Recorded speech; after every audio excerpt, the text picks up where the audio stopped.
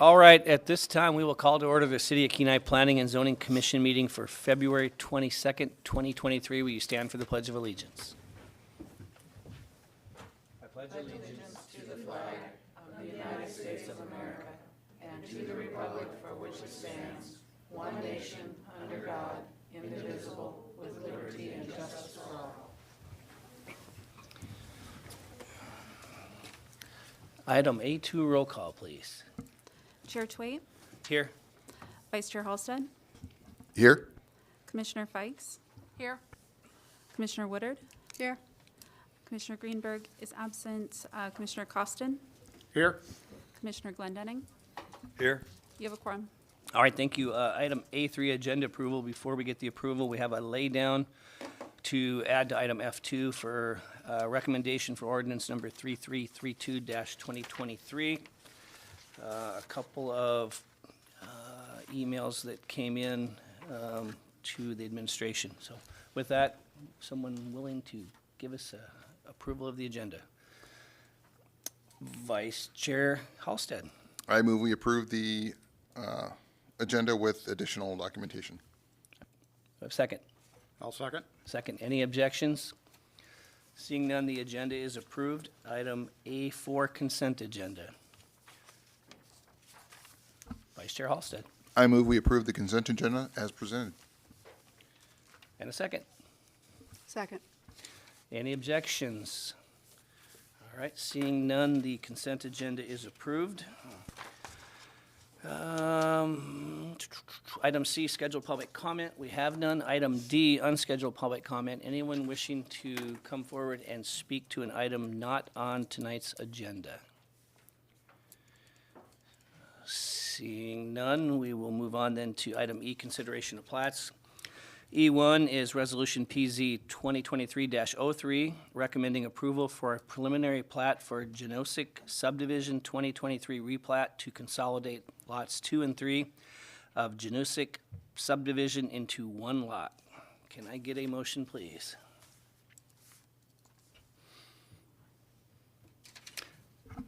Commissioner Woodard.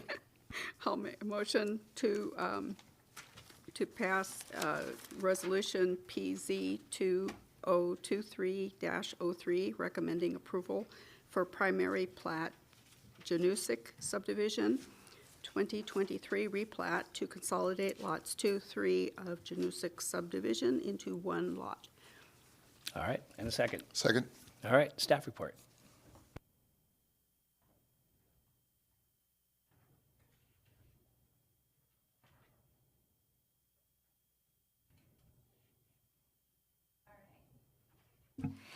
All right. Good evening, commissioners and members of the public. So tonight you have a preliminary plat under Resolution PZ 2023-03 to consolidate 2 lots.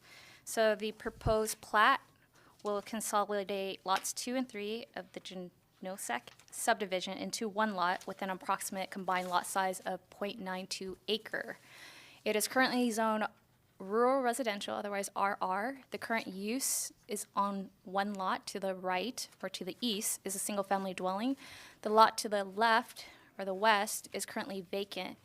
And the lot consolidation is to combine the lots in order to have a detached garage on that currently vacant lot. And so surrounding uses are your single-family dwelling to the north, south, and east, really, and you have your vacant conservation lot owned by the city to the west. And so what I have before you next,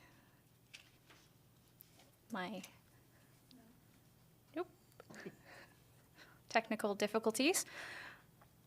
And go to the next slide. This is the current parent plat right now as it stands. I know it's a little bit hard to see, but my pointer doesn't work. But the lots 2 and 3 of this original plat is to be combined. Next slide. And this is the preliminary plat before you, is to remove that lot line and make it one lot. And staff's review of Chapter 14.10, subdivisions regulations, staff finds that it meets all of those general regulations. Typically for lot consolidations, there's not much regulations to really review because it was approved under a parent plat. So therefore, staff is recommending your commission approve this resolution and recommend approval to the Kenai Borough for approval of this preliminary plat. And that concludes staff's presentation on this. All right, thank you. All right, we have a motion on the floor. Any discussion? Commissioner Glendenning. Yeah, thank you, Chairman Twait. This seems pretty straightforward, and we've encountered other petitions from citizens to increase their size of their lots, combined lots, so they can put in an additional building or structure on so they can enjoy their property, and I definitely will be voting for this. Thank you. Thank you. Any other discussion? Vice Chair Halstead. I would agree with Mr. Glendenning. I think that this is a perfect opportunity and great use for that lot. And if it makes their life easier, I'm voting in favor as well. All right. Any other comments? All right. Seeing none, please call the roll. Vice Chair Halstead, Yes. Commissioner Fikes, Yes. Commissioner Woodard, Yes. Commissioner Costin, Yes. Commissioner Glendenning, Yes? Chair Tweet. Yes. Motion passes. All right.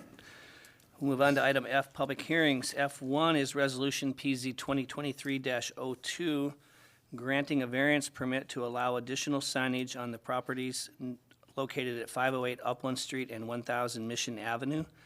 Parcel IDs 04707-134 and 04707-136 in the Townsite Historic Zoning District. Can I get a motion, please? Vice Chair Halstead. I move that we approve Resolution PZ 2023-02, granting a variance permit to allow additional signage on the properties located at 508 Upland Street and 1000 Mission Avenue. All right, do we have a second? I'll second. Second? All right, staff report.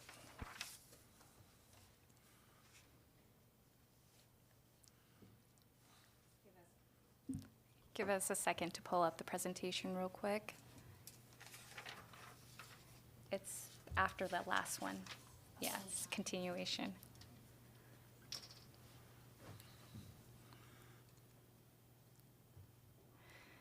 So this resolution, or this variance permit, is asking for additional signage that wouldn't be allowed in this zone. In the Town Historic District, you're only allowed one sign per use, up to 32 square feet.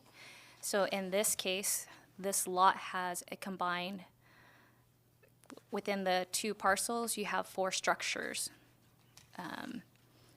Within the proposed sign plan, they're proposing 3 building name signs, 2 wayfinding signs, and 3 wayfinding signs and 2 gateway signs. So ultimately, what's before you for the variance is for the additional signage for the gateway signs. Because there are 4 buildings, they are allowed up to 4 building signs, 1 sign for each building. They have a wellness center, they have a court, the tribal court, the elder center, and then the behavioral service building. So with that being said, I know it's a little bit difficult to see. The 2 circles are where the gateway signs are proposed, and they do not exceed the maximum threshold that you're typically find for signage within the Town Historic District or the Townsite District of 32 square feet. So this is the details and specs of this gateway sign. Ultimately, the way we measure the sign size is based on the text and the label or the symbols.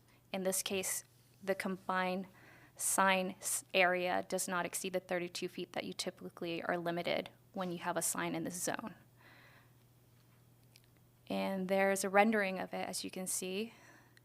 These are recessed letters and symbols and the logo.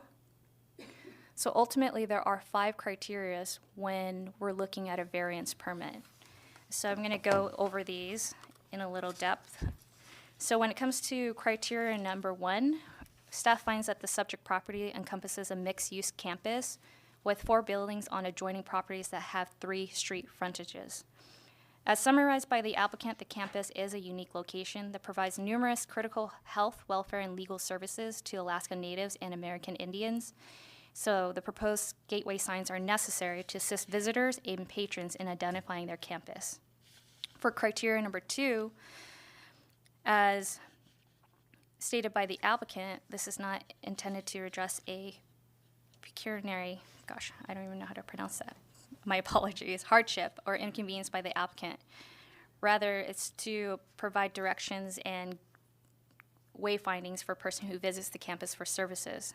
And then criteria 3, the proposed gateway signs are intended as site identifications of the campus. The existing signs are not changing, and the existing uses are not changing. And the granting of this variance permit is limited to allowing 2 gateway signs, where gateway signs or site identification signs are not permitted in this zone because it is clumped in with your residential zones when it comes to signage. And then for criteria 4, the granting of the variance would allow these 2 gateway signs to be installed along the street frontage near the intersections of Highland Avenue, Upland Street, and Mission Avenue and Overland Avenue. And it will also provide site identifications on opposite sides. So staff finds that these proposed locations are appropriate to ensure wayfinding and directions on the 6-acre campus. Again, this proposed signs do not exceed the maximum size allowance of 32 square feet in this district. And therefore, it meets other distance requirements such as 20 feet from an intersection as well as 10 feet from a property line. And criteria 5 is granting of this variance is not based on other non-conforming land uses or structures within the same land use and zoning district. Therefore, staff finds that it meets these criteria, and staff is recommending that your commission approve this variance subject to the conditions listed in the staff report. And this concludes staff's presentation. Thank you. All right, thank you. At this time, we'll open it up for public testimony. Anyone wishing to come forward and speak to PZ 2023-02? And we have the applicant here. Oh, and the applicant, I guess, is here, so maybe if the applicant has anything to add, come on up. It's your- I don't have anything to add. There might be a question for you, so I'll have you come up if you can. It might be real quick and painless, but at least, Just in the seat right yeah, you can either stand or sit there, and then if you could just give us your name and for the record, please. Avery Hammond, I'm a maintenance tech for Kenights. I'm a placeholder because Vern Stanford is out of state. Oh, then we should put you on the hot seat, huh? All right. So I'll answer what I can. Okay, yeah, I don't know. Anyone have any questions regarding this? I'll say just one thing. When I opened up my packet and looked at that before I dove into it, I was like, man, it sure would be nice if we get some good details on what this is going to look like. And then when I saw the presentation with the renderings and stuff, I'd ask the staff that we get all of our variance permits for signs to look like that again. I think it was a great job, and it made it very clear for us. So I would thank you for that. And I don't know if anyone else doesn't have anything. We'll just let you go. Commissioner Glendenning.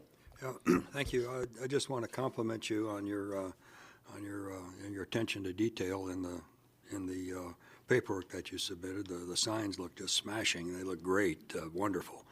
And the detail on how they're to be constructed, you're to be commended for that too. And the idea of wayfaring and building name signs, for a long time in Kenai, we didn't have that. We just say it was that green building on the corner with the broken window, and we would know what it is.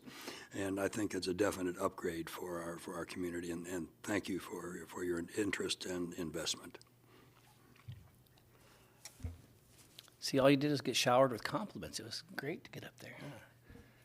Yeah, I go would additionally just compliment you on a very great presentation. I know you've put a lot of effort into it, and Took a you lot should. of my time. Yes.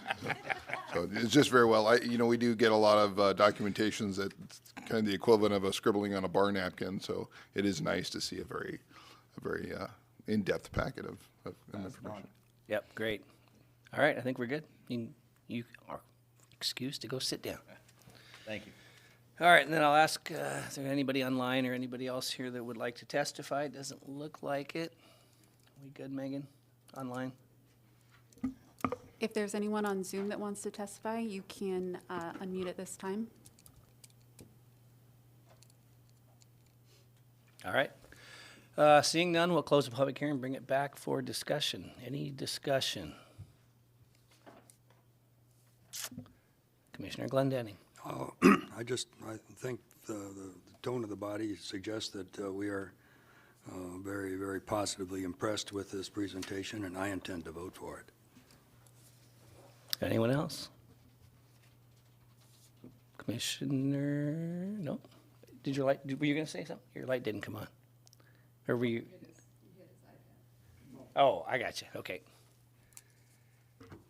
I'll say something. Commissioner Woodard. I appreciate the presentation. I was quite impressed when I got to that, but I also would appreciate it from the signage. When you get into some of these medical parks up in Anchorage and stuff, you can't find where anything is. So I think this is going to help the people coming to your establishment a lot. So I will vote yes. Yeah. Commissioner Costin. Yes, since you already narrowed me down there. One thing I noticed was location of the signs. It's well far enough off the roadway. I think the city would appreciate that, especially the maintenance people when they're plowing snow, that the signs far enough away they don't have to worry about damaging them while they still keep an open right of way. So, and as everybody else has said, it's a really well presented package. So I do appreciate that when I see something like that. It makes my review so much simpler. Agreed. All right, anyone else? All right, please call the roll. Commissioner Fikes? Yes. Commissioner Woodard? Yes. Commissioner Costin? Yes. Commissioner Glendenning? Yes? Chair Twait? Yes. Vice Chair Halsted? Yes. Motion passes. All right, and I do believe there is a 15-day appeal period on this or not? There is not. Okay, then we're good. Okay, we will move on to item F2, recommending the City of Kenai enact ordinance number 3332-2023, amending Kenai Municipal Code Section 3.10.070, livestock within the city limits to allow a maximum of 12 chicken hens to be kept on certain lots less than 40,000 square feet within the City of Kenai. Can I get a motion, please? Commissioner Glendenning. Thank you. Yes, I move that we approve ordinance 3332, 2023. All right, do I have a second? Second? Second. All right, staff report. Thank you, Chair Twait and Commissioners and member of the public. So at the February 8th, 2023 Planning and Zoning Work Session, your commission requested 7 amendments, and in your memo, you'll see the 7, and I'll go over them briefly for your, so that we can further discuss it. Motion 1 is really to address the concerns of prohibiting commercial activities of raising of chicken hens. And then motion 2 is providing a threshold from Commissioner Greenberg in terms of tiers and concerns about the densities, raising of chickens in certain dense neighborhoods. And so it came down to being 4 chicken hens may be kept on lots 24,000 square feet or less, and 1 additional chicken hen is allowed for every additional 2,000 square feet of lot area. And I've been asked quite a bit of why the 24,000 square feet, because that is a very odd number. So I played around with the GIS map and with all the subdivisions currently existing within Kenai and trying to find a balance of subdivisions and not making it where, you know, if it's 15,000, you'll have, for example, the Woodland, you'll have pretty much 50-50 and they're dispersed across the board.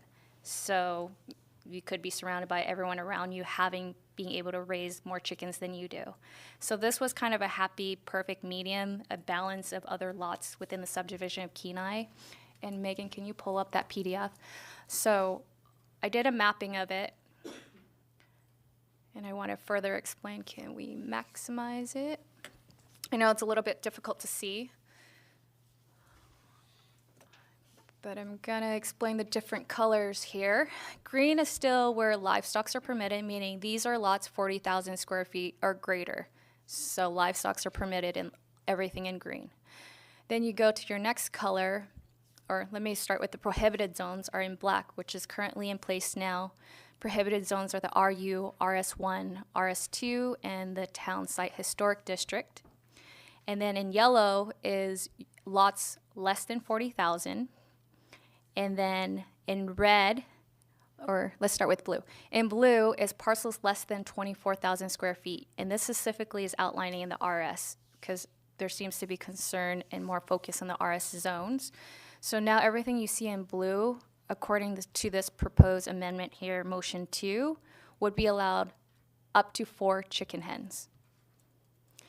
And then other lots that are less than 24 square feet in other zones are in red. So pretty much everything in yellow would be allowed more than 4, but it depends on how large their lot is. So blue is pretty much the baseline of this is the 24,000, less than 24, you get up to 4. And then as you increase, you get your additional chickens depending on your lot size. So we'll leave that up for now. I'll now move on to motion 3.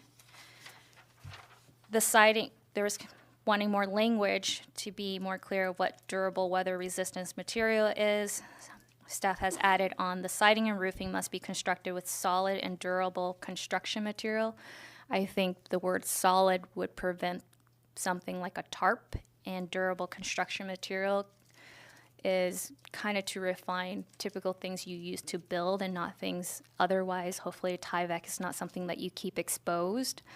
And so this could give staff more leverage to enforce those type of materials. And then motion 4, your amendment 4, is concerns about storing food securely to prevent access from rodents and other non-domestic animals. Amendment 5 is requiring a registration on lots less than 20. If you're moving forward with motion 2 at the 24 square feet threshold, then I think that would be necessary to change motion 5 to reflect that number, 24,000 versus 20,000. And then amendment 6 is making sure your structures, enclosures are not to exceed 8 feet in height. And then lastly, amendment 7 is that enclosures, chicken coops, hutches, pens, and other things related to chicken hens must be fully screened from public view in neighboring properties with fences, walls, obstructions, and natural screenings not less than 6 feet in height. So staff has worked to draft the amendments that your commission had requested at the work session. So that is all that staff has to present and conclude. Thank you. All right, thank you. At this time, we will open it up for public testimony. So if you want to come up, raise your hand, and then I'll have you just give us your name and instead of address, just let us know whether you're a resident of the city of Kenai or not. That's all we need. So at this point, we'll open it up. Mr. Canada.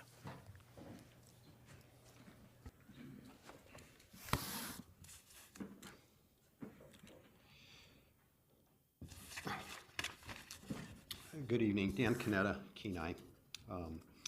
I feel that any ordinance that allows for the raising of chickens in the Woodland subdivision is a violation of public trust, and here's why. When I bought my house in 1988, I trusted the covenants to protect the values and integrity of the Woodland subdivision, and I trusted our city to honor those covenants. The covenants for the Woodland subdivision expressly prohibits the raising of poultry. We understand that the city does not enforce covenants, but we're not asking the city to enforce the covenants, but instead we're asking the city to not pass an ordinance that they know is in direct conflict with our property rights. Passing an ordinance that undermines our covenants will cause an obvious dilemma as it provides an avenue to violate our covenants. Does the city really want to pass an ordinance that they know is in direct conflict with our neighborhood covenants? I urge the city to comply with our covenants and not undermine the property rights that have been established for our residential neighborhoods. This ordinance, as written, violates the covenants of at least 8 subdivisions and more than 900 lots. If we want to open up more areas for raising chickens, there are more responsible ways to accomplish this without causing a direct conflict with our neighborhood covenants. We already have a zoning district that is set up to do just that. This would be the RR zone, rural residential. I urge the city to use our planning tools correctly and not cause a conflict with covenants. However, at the February 8th Planning and Zoning work session, there were 3 main parties and concerns from 3 main parties. The first party being those who don't want chickens in a densely populated neighborhood. The main concern was the city will pass an ordinance that will conflict with the neighborhood covenants, which prohibit the raising of poultry and cause an obvious dilemma. Party two is those who do want to raise chickens. Their main concern was they want to see more areas opened up for raising chickens, and the regulations that were discussed at last week's work session were overkill. And of course, the third party involved here is the city of Kenai.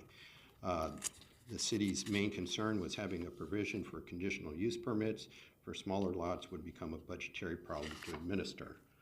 On page 164 of your packet, I have proposed two options that address the concerns of each party. Option one, and you'll see the amendments there. If you did that, the results would be this.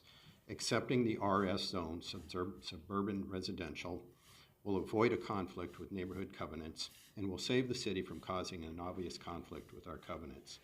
Option one will also lower the threshold for raising chickens in the RR zone from lots that are 40,000 square feet or greater to lots that are less than 40,000 square feet. Option one would seem to be a reasonable compromise, as it would uphold the covenants in our RS zone neighborhoods while allowing more lots in the RR zone to raise chickens. There's also amendment number 2, and I'll leave it at that. It's on that same page. You could make the amendments there, and you could see the results of that at a time. I'll be happy to answer any questions. All right, we'll see if anyone has any. And I'll start, I guess, if I could get you, since you are up here, and if you could maybe read into what option 2 is in a little more detail. Option 2 is, so amend the proposed ordinance to establish a minimum lot size of 20,000 square feet to raise chickens, and then strike the provision for a conditional use permit.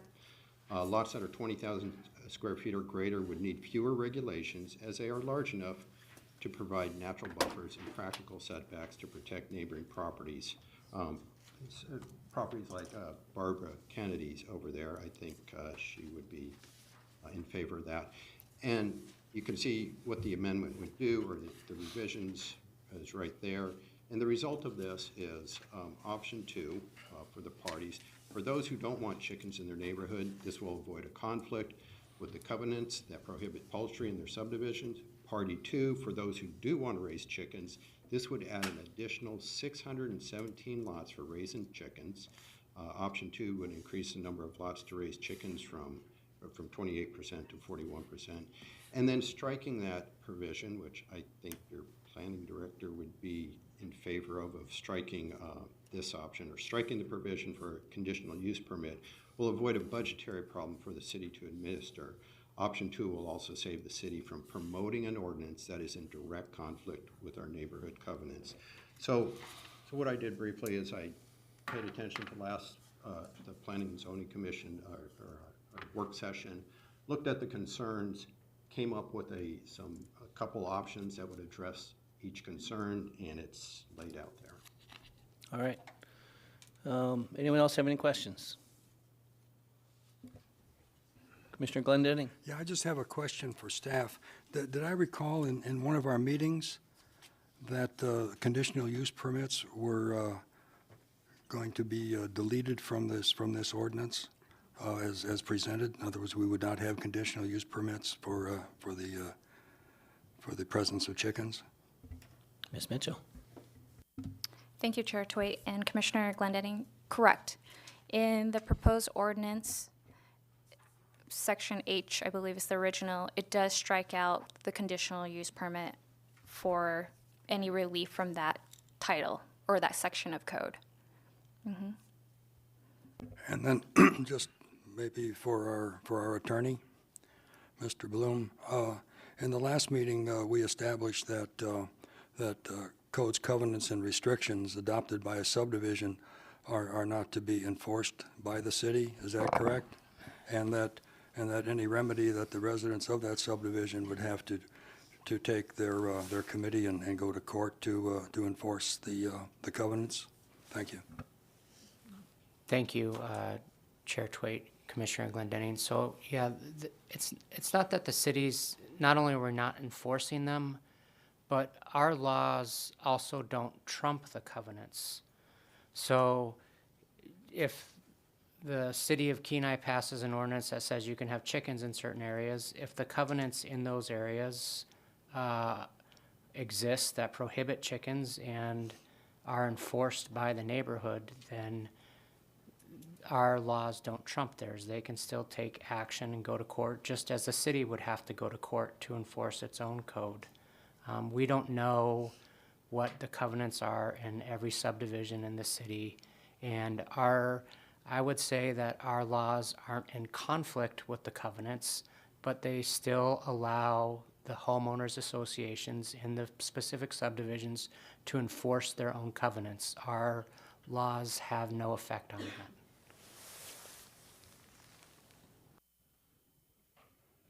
Thank you. Anyone else have a question for Mr. Canetta?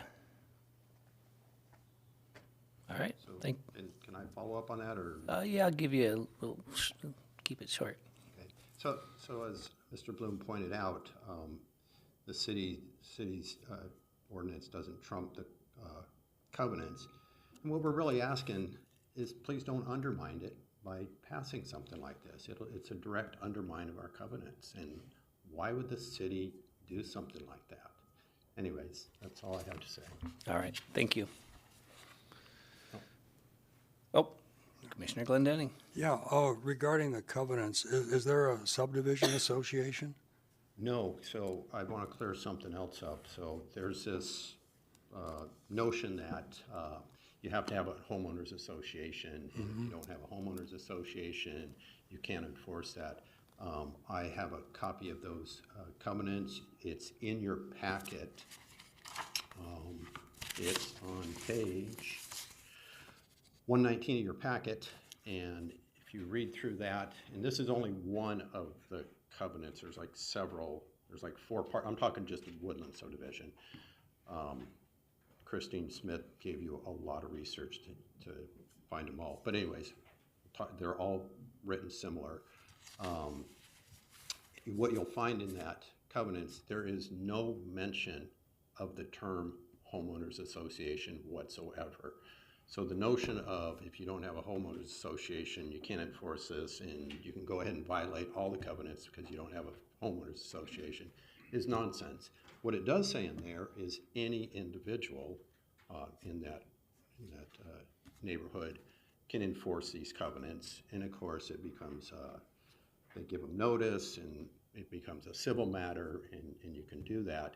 And we don't want to be able to, so we're allowed to do that, and we don't want to have the city pass an ordinance that's in direct conflict with that basically the city's saying you can do it, knowing that the city knows that the covenants say exactly the opposite. Anyways, does that answer your question about the covenants? Commissioner Glendenning. Yes, so there's no homeowners association, so one person Yep. can dictate the terms of this ordinance. Well, they can enforce. Under your how can we say, interpretation of what the covenants allow or permit or induce into the discussion. Whatever the restrictions are in the covenants, one person can enforce that, so to speak.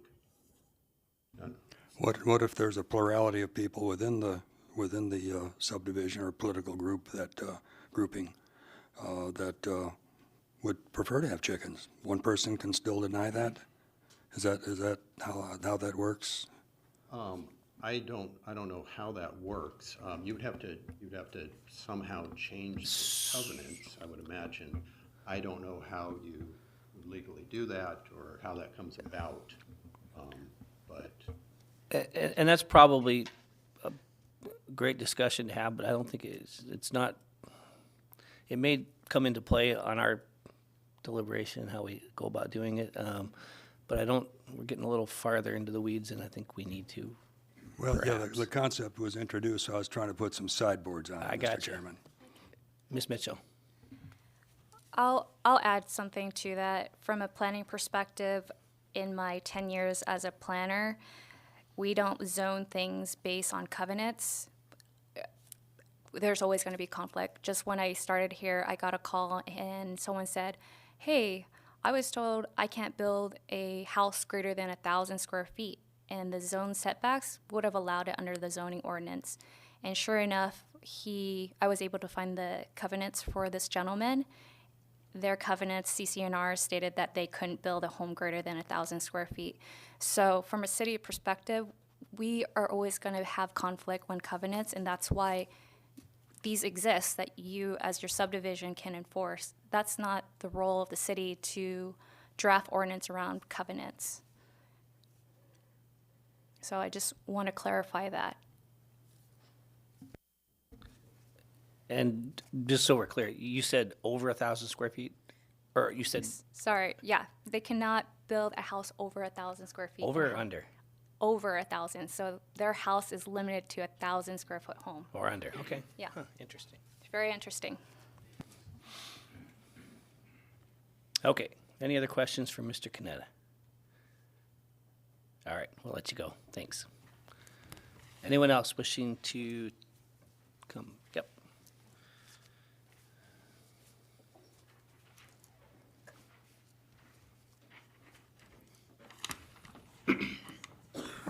Thank you, Chairman, members of the Planning Commission. My name's Tim Nabar, Box 92, Kenai, Alaska. My residence is 719 Sycamore Street in Woodland Subdivision, even though there's not a lot of trees left anymore. So you can see a lot of things in people's backyards, front yards that you couldn't see before. And not only do I live there now, but I was raised in Woodland at 600 Maple. But anyway, as you know, I've sat on the City Council and Planning Commission and other boards and commissions and things like that. And I guess my testimony today, because I understand how an ordinance can change, and I haven't kept up 100% on it. I have read the newspaper, and I have talked to my neighbors, and they've talked to me, and things like that. But whenever you have an ordinance like this that's gone through the process, it's really time to not do anything and not make any changes. Stay with the status quo, because you're not making your quality of life in your city any better, and that you're not going to make neighbors. You already have issues dealing with what's in the code currently, even with dogs and cats and so on and so forth. And that's what I would tell the council. If you don't kind of have a consensus, and a consensus isn't necessarily 50% or 51 and you win and like a vote on a board, it really comes down to what is the community ready for that kind of a change, and does it overwhelm? I mean, I read some of the comments from even on the pro side of this, saying, you know, it's time to enact it for the neighborhoods and it'd be a good thing. Well, what about those that are trying to keep their quality of their backyard and their community? You also, once you amend it to a certain extent, nobody even knows what's there. And every lot and every side, whether it butts a road or it doesn't, and different situations that haven't been addressed, just because other ordinances went into place. But anyway, I just want to encourage you to recommend to the City Council to not pass. It's not time. There's no overwhelming public interest for people to be able to have chickens in the city of Kenai in these residential lots that were built for families to enjoy their community and their neighborhood without having to have a lot of hoops to jump through or to allow something. So I just encourage you to put an end to it, ask the council to put an end to it, and let's get on to other things. Thank you. I would have lost the bet that you were going to go over 3 minutes. I'm just amazed. I'll see if anyone has any questions for you. Commissioner Glenn Denning. Yeah, just an observation. You know, Tim, I've known you for a long time, and your point is well taken. I would suggest that, unless I'm wrong, that we've been tasked with making amendments on an ordinance that was asked for us to comment on. And I think we will do our best to comment on this ordinance, but it is, I think, for the city council to accept or reject our recommendations. And more importantly, what you're saying is to accept or reject the ordinance in itself. And so I think we should go through with our duties and suggest recommendations and let the city council sort it out. That's my viewpoint on it. But again, I respect your opinion and what you said, but I think we have been asked to comment and not accept or reject. We just are been asked to comment on it but give our best thoughts to the council. Thank you. So he didn't have a question for you, I guess. Wow. I got one for you, though. So is there any portion of this that you would be in favor of? The 24,000 square feet and above, say, would be permissible? I'm just wondering if there's any common ground or any compromise in your mind that you think that would be fair and equitable? You know,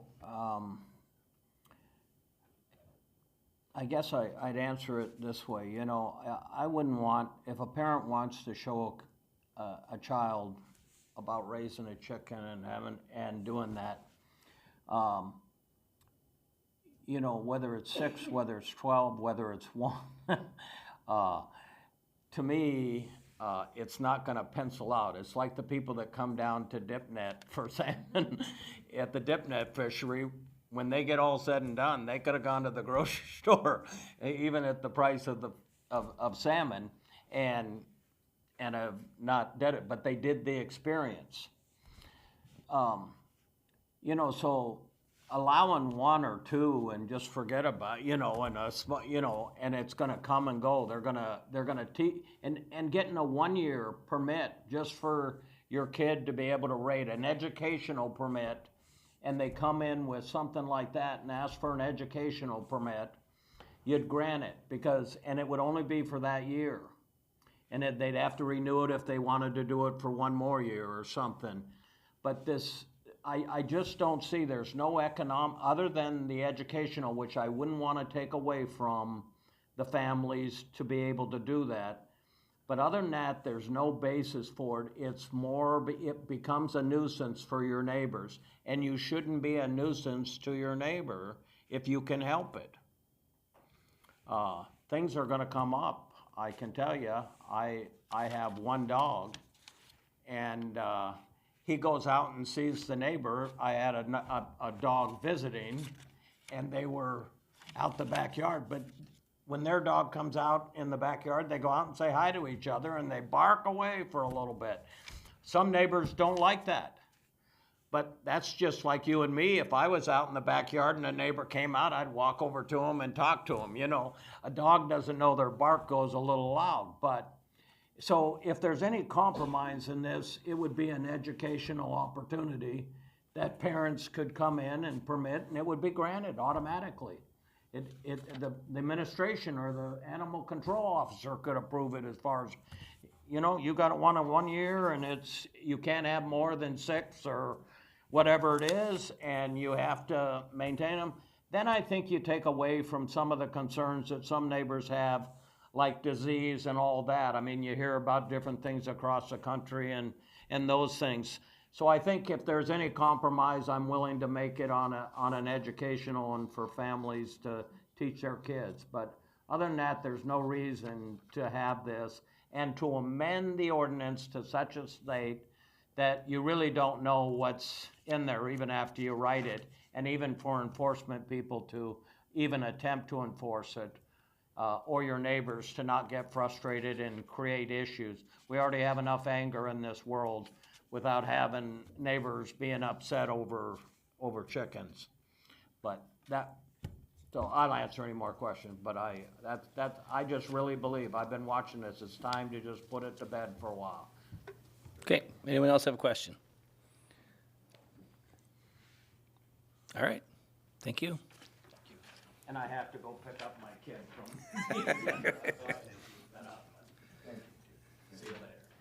All right, anyone else? Yep, please come forward. State your name and whether you're a resident of the city or not, please. Hi, my name is Sarah Ann Barrett, and I live in Kenai. To start, I just want to say thank you for considering our comments and our testimonies today. My family bought a home in the Woodland subdivision in the late 80s, and I was raised there, and for the 20-some years that I lived there, my family almost always had chickens. Arguably, I did not realize that they were technically illegal and that we were harboring feathery fugitives. I did a little bit of research about our family lot, and it was 1.36 acres, which is almost 16,000 square feet. And we had a coop that was fenced in with a run, and we had a fenced yard. Throughout the years, those chickens proved to be some of the best pets we've ever owned. We went through a lot of them because, you know, life cycles. It was a great learning opportunity and a great source of food security for our families. My siblings and I named and shared responsibilities of caring for them. And even for sometimes for homeschool projects, we actually hatched our own eggs. I'll tell you now, you really learn to appreciate where your food comes from when you have to shovel out a chicken coop. On the note of neighborhood disturbances, we made sure that our neighbors always knew that we had chickens. And when we had new neighbors move in, we always let them know. I actually found a note from a previous neighbor in support. She wrote in support in this packet. We always made sure that if one of the ladies turned out to be a rooster, we rehomed them. And we always shared excess eggs with our neighbors. So it ended up being a beneficial source of neighborly compassion, if it were. And they always told us that they'd rather live next to chickens than loud barking dogs. And the point I'm trying to make is that chickens, for my family and my history, have always been a reliable food source, super educational, wonderful pets, and honestly, therapeutic. My partner and I purchased our current home in city limits because there was a chicken coop in the backyard. And we were not aware that our yard was smaller than it should be. But the previous owner had illegal chickens. And I'd really like to not have to move out of city limits in order to raise chickens in peace and experience the benefits that I had growing up. And that was it. Thank you. All right, thank you. Any questions? Commissioner Glendenning. Yeah, I appreciate the perspective. I've only lived in Woodland 20-some years, so you have a little more reach back than I do. And yeah, I like the concept of pets. And that's I can see little kids doing that. I remember during World War II, I was a little boy, became self-aware right at the end, okay, and I noticed chickens in a pen, okay, and I went over to interact with them. I'd been helping my mother, okay, and this is down a rabbit hole, but make a long story short, she came over and talked to me and says, "Jimmy, do not make friends with the chickens. They're food." Yeah. Okay, and so that's kind of how I learned about it. But I can see how a chicken would be enticing as a pet, and thank you. Yeah. Well, and also food. We use them for food. We're the big white house on Ash Avenue, and in the backyard, those chickens helped us through thick and thin when we ran out of food money, like eggs and friends. After you eat the friends, it's gross. Yeah, no, I get it. Thank you. Yeah, thank you. All right. Anyone else?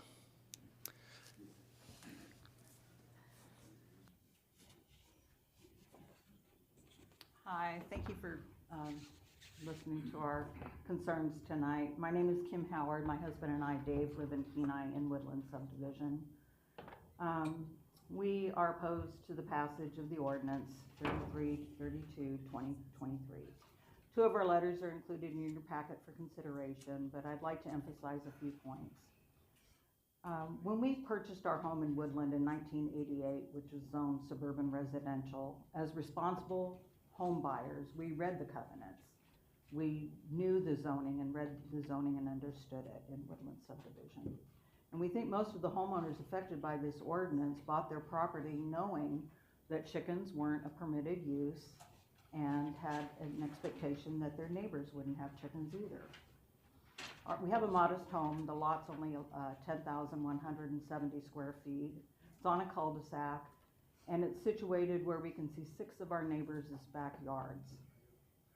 Having livestock such as chickens in densely populated All right, I'll catch you next time. See you guys.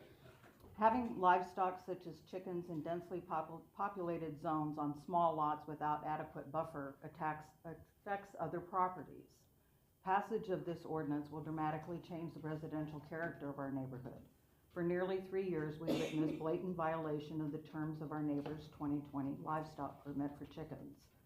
If the current laws can't be managed, newer and broader allowances can't be enforced either. The city just doesn't have the resources to do it.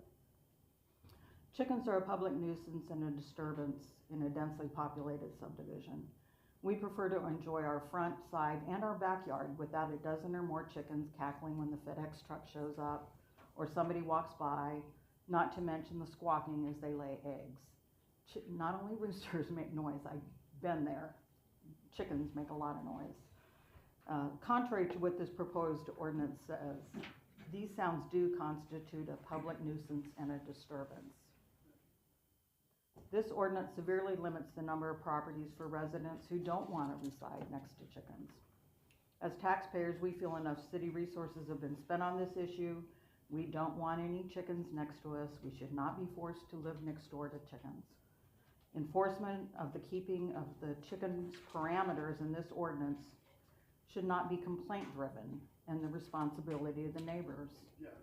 We hope the City Council will reject this divisive ordinance entirely. However, if you feel you must take action, please recommend to the City Council to prohibit the keeping of chickens in the suburban residential zone, like the other residential zones, RS1 and RS2. Thank you. Thank you. Any questions? All right, very good. Anyone else? Your turn.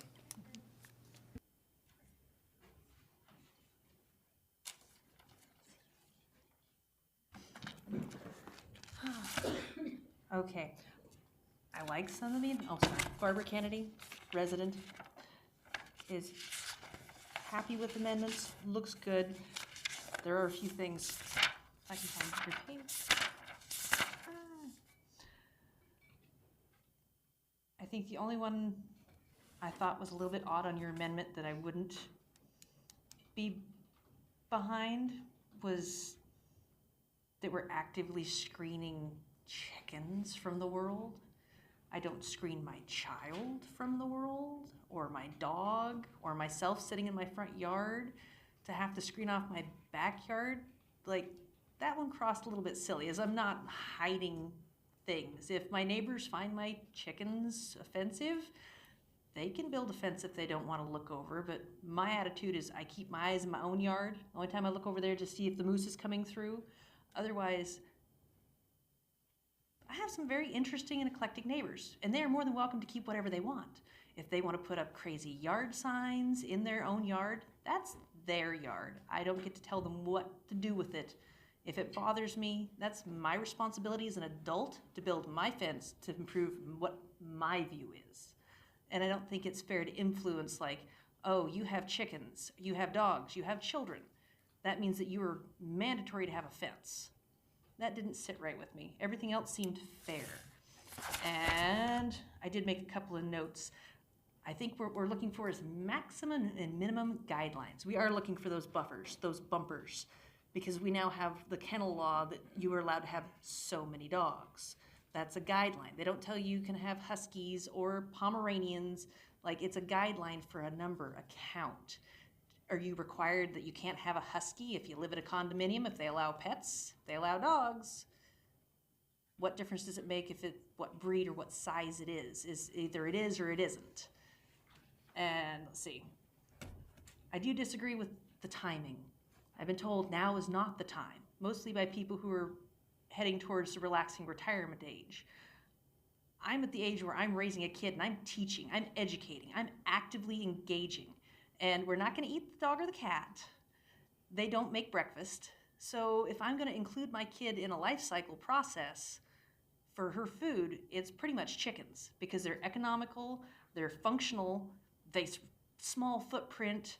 I literally feed them garbage and get back breakfast. Like, it's a perfect little biosphere that can be kept in a very small space. I'm looking at things like aero gardens, how to create my half-acre lot into a more self-sustainable biosphere. And it's a hobby. I don't do that full-time. If I could live that way, I would, but I have to work. So I have to work, and my kid needs to learn. And I'm asking to make, not everybody's gonna be happy with the outcomes, but I'm asking for leniency to offer us the opportunity to be free to choose what we do in our yards because of where we are. We're Alaskans, self-sustained, like it's all those things. And that's really what I'm looking for is, 1-year permit. I think we've talked about this for 4-H. My child does not spend the summers with me. She's here in the winter. So I don't really qualify for that because all the fairs and everything, she's not with me to actually enjoy the experience of doing that. And for a year, my God, I've already invested $2,000 in a legal feathered operation I didn't know I was getting into. That's a serious investment in a property. It's pretty, it's supposed to be, it's there. And that's what I'm gonna think my other neighbors are gonna do. They're not gonna slap up tarps and pallets like, this is big housing stuff. Yes, sir. Questions? I was just going to see if anyone had any questions for you. Commissioner Glendenning does, I'm sure. Well, yeah, I was just listening to the backstory a little bit and perhaps an idea how reading through the testimony, written and otherwise, that I've heard over time is how I'd suggest the majority of the people in your subdivision feel.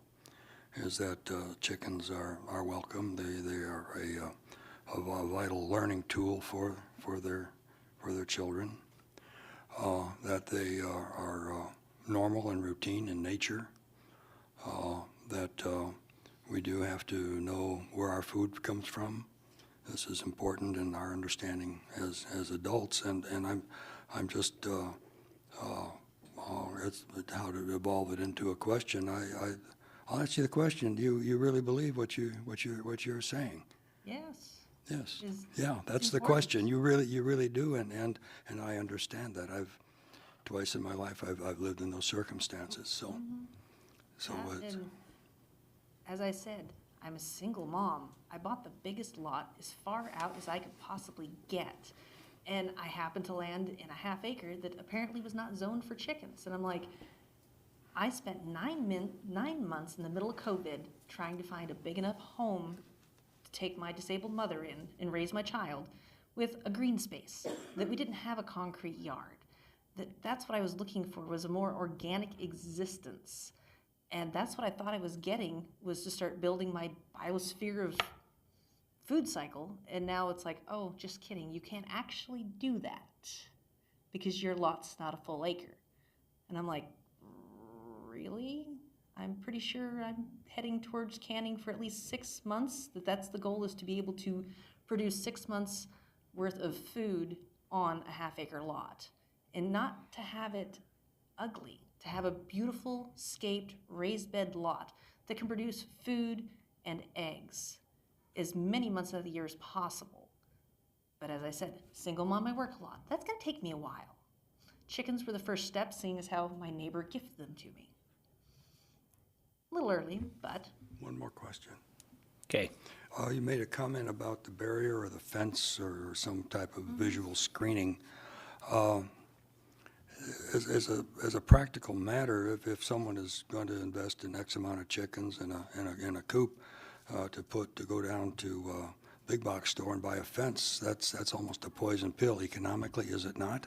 Yes, because I'm keeping 4 chickens. And I've already gone well upside down on that, sheerly for my daughter's education and to make sure that my disabled mother goes outside every day at least twice to take care of those. It wasn't so much about the money for the chickens and the housing of them, like I accepted that cost. It's about the experience. And if I was only gonna do this for 2 years, I would have definitely not invested half as much money as I have already. And now looking at some of these, I'm probably going to have to dig up the footers and move the entire production to a different part of my lot to be far enough away from the non-existent neighbors on that end to comply with the code. As I put it in the most out of the way possible, out of sight spot I possibly could, and it is not the right spot according to the codes. Okay. Anyone else have a question? All right, thank you. And we have somebody on Zoom that's got their hand up. If we could go to them. Oh, somebody up there. We're going to take them first. Bob, I see you have your hand raised. You can go ahead and speak. Hi, this is actually Christine Schmidt. I wanted to just say that there's a lot of material for me in the packet, and I agree with Mr. Navarre that the time has not come for this ordinance, particularly if you amend it with the many amendments tonight. But I just want to address a couple of comments that have been made. In 1985, when we moved into Woodland subdivision, our zone was RS, suburban residential, and it had no agriculture in the land use table for the RS zone. And that was consistent with the poultry bans in our in the Woodland subdivision, our small lot subdivision, and many other small lot subdivisions in Kenai. And I provided a map in the packet showing that there's at least 6 large subdivisions that are all zoned RS. That's at least 927 lots. I had to leave town, so I was only able to stop at that. I'm sure there's hundreds more. The point we're trying to make is that, first of all, it's not correct to say that you don't do zoning based on subdivision covenants, because in our city, the covenants were, and especially in the 1980s, they were a factor in many zoning decisions and conditional use decisions as well. But the second point is that this ordinance is just a stealth rezoning. We still have a ban on agricultural in the RS zone, but by putting this livestock farming in the animal control ordinance instead of openly and transparently proposing to rezone the RS zone to allow agriculture, it's really unfair to people in the RS zones. No one got notice of that this was going to happen. That where you would have if you'd actually tried to rezone the RS zone to allow agriculture. So I guess from our point of view, it's really I guess I would feel like Barbara Kennedy, who just testified. We moved in expecting to not have to deal with agriculture in our subdivision, and now all these years later, every single lot in our subdivision is open to 12 chickens.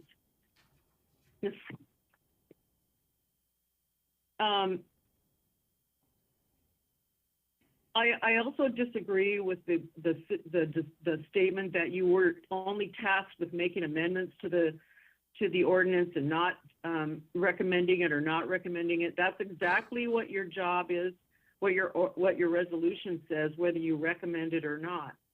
It's not just to make amendments, but rather to make a recommendation to the city council on the ordinance. So I ask you to, from my perspective, I ask you to either say no, or if you're going to do anything, remove the RS zone.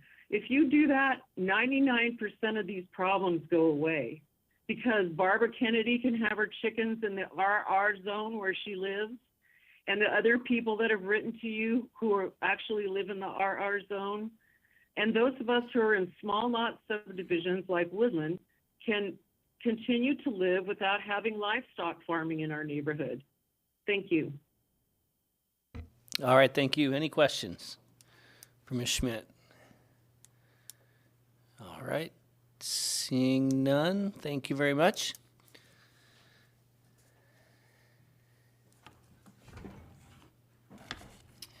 Good evening, Planning and Zoning, Chair Twait. I just want to thank you guys for your time on this, and I'm speaking to you as a co-sponsor to this legislation. I know Alex has been here in past meetings with you guys.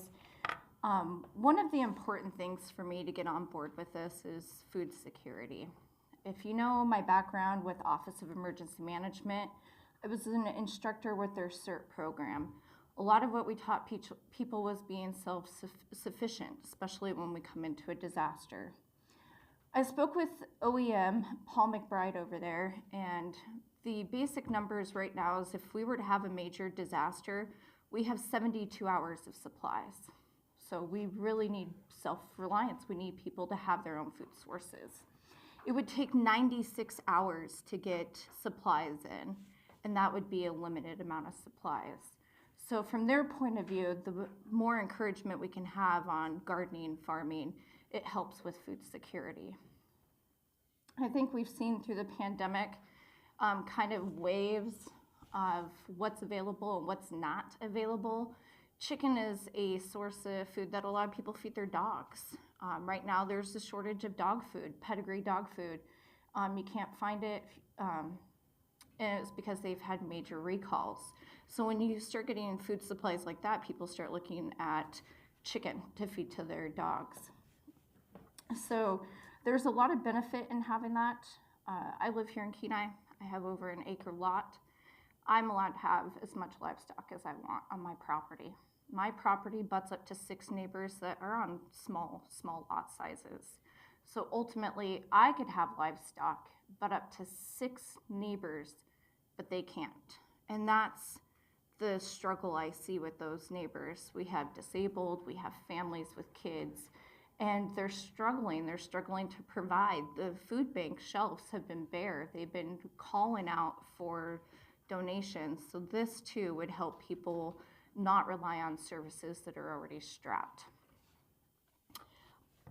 I spoke with the Anchorage Zoning Department, and a lot of theirs is under their Title 21, Chapter 5, the regulations fall for accessory use. They allow 5 chickens for 6,000 square foot or less, and an additional 1 for every 1,000 square foot. The average lot size in the Anchorage Bowl is 6,000 to 8,000 square foot. Some will be upwards of 10,000. Anything larger is up on the hillside. They do not require permitting.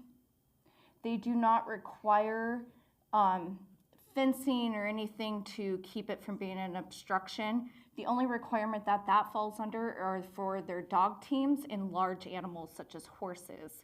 They would have to be blocked. Extra precautions are taken. They also do not require anything under 12 foot is allowed for coops, and that's simply because that falls within their structures for storage sheds. They do not require electric fencing. Spoke with Alaska Fish and Game, and they said that there are grants available for people up to $500 to be able to apply for electric fencing. So there are avenues for people to do that, but again, Anchorage does not require that. I did have a chance to look over your guys' amendments, and I appreciate your work on those. There was just one that I guess I would need more clarification on what your intent on that was, and that would be your amendment number 7. All enclosures, coops, hutches, pens, or apparatuses for chicken hens must be fully screened from public view in neighboring properties with fences, walls, obstructions, or natural screening not less than 6 feet in height. A couple of things I could see with that is in recent code changes, I believe maybe Ms. Mitchell can speak to that. We just raised that to 7 feet, so I would see that would need to be changed. But my question to you is, if I have a fence around my property, is that going to qualify with what you're wanting in that? Or are you asking for a fenced property to have another privacy fence around the coop?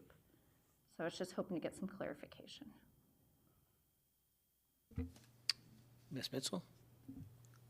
Thank you, Chair Toit and Council Member Winger. So the intent of the commissioner was if your perimeter fencing was solid, then no, you wouldn't need to provide additional fencing. So the ultimate, and it depends, because your perimeter fencing is usually on your property lines, but it doesn't meet the setback for the coop. So you would need an interior fencing. It could be lower and unscreened if you have a perimeter fencing that's solid.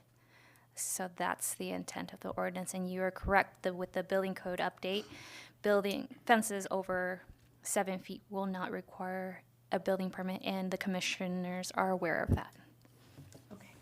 And to follow up with that, I think our understanding with that was just simply that fences, if you go by the fences at Home Depot, they're 6 feet tall.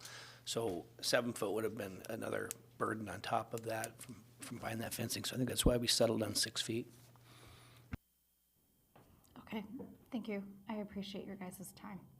And Thank if you. I can answer any questions if you have any. Anyone have any questions? Let me just make sure. Is this, I'll ask either the clerk or the attorney. I know we don't want them to testify necessarily about this. Is it okay to answer questions? We kind of got into this, I think, at the work session, so. Thank you, Chair Twait. If you have questions, yes, clarification. What we're trying to make sure is that there's not a strong influence on how you recommend from any members of the council who will get to debate it at the council level next. So we're just basically looking for any clarification to the ordinance, correct? Correct. Okay, all right. Commissioner Glendenning. Yeah, I'm just curious about this requirement again for the fences, walls, obstructions, or natural screening. This in itself is a huge expense. It's actually a poison pill for Okay, this ordinance. I'm going to interrupt you again because that's not part of the ordinance, I don't think. So it's some of our proposed amendments. Do we Well, yeah, but want to, how well, does, excuse me? I just don't know that, I'm not saying you can't. I just want to make sure we're doing this the right way, so. Well, Correct. You just want to deliberate amongst yourself so you can excuse Councilmember Winger. Okay, is she saying that should be our deliberation up here and not council's? Boy, Mr. Bloom? We're shutting her down, aren't we? Well, I don't know if we are. So, as a sponsor of the ordinance, I think it's appropriate for her, as she did, to testify as to why she introduced the ordinance and the intent behind the ordinance. The amendments that are being considered specifically by the commission tonight should be discussed amongst the commission, not necessarily run by the sponsor for their thumbs up or thumbs down at this point, because they'll have that opportunity to weigh in on any amendments that are proposed here or at the council meeting later. The job is not to influence your recommendations here tonight. So I'm not sure where Mr. Glendenning was going, so I can't specifically answer. I'm not asking to be influenced, I'm asking to be informed. On our proposed amendments though, right? Not on the ordinance itself. This impacts the ordinance.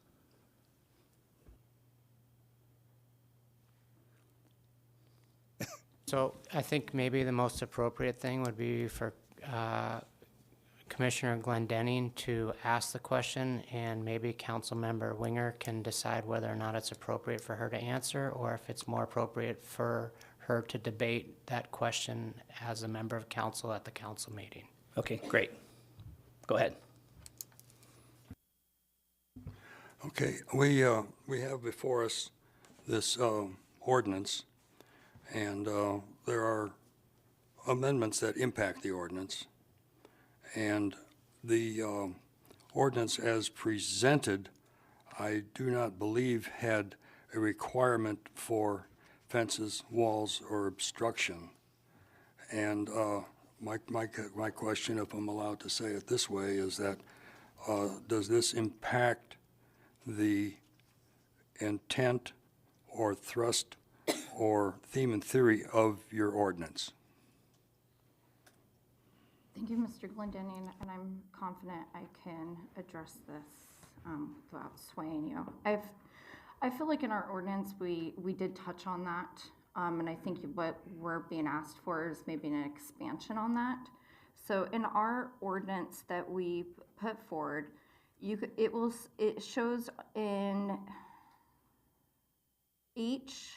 section H, number 2, chicken hens must be kept in an enclosed shelter or fully fenced in at all times. So we did loosely address the fencing and being secured. We didn't specify that it had to be a 6-foot fence. So that I think that there's just that little bit of difference between your amendment and what we did address in the ordinance. And as you can see, we did also address what the setbacks of those would be as well. And then again, we did say all shelters in number 5, all shelters and containment structures must be constructed of durable, weather-resistant materials, secured and kept in good repair. So I think we did somewhat loosely address fences and the requirements that we were looking at, and I can assure you that there is an amendment that is in your packet as well that addresses the coops being in the backyard, so that way that they're not visible when you're driving by someone's front yard. You're not going to see a chicken coop. So there is an amendment that I think we all kind of agree on going forward. Commissioner Glendinning.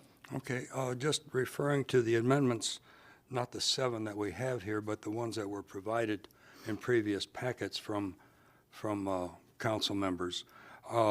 By us not discussing them, we're not diminishing or ignoring them, are we? Or are they points that can be included into our deliberation?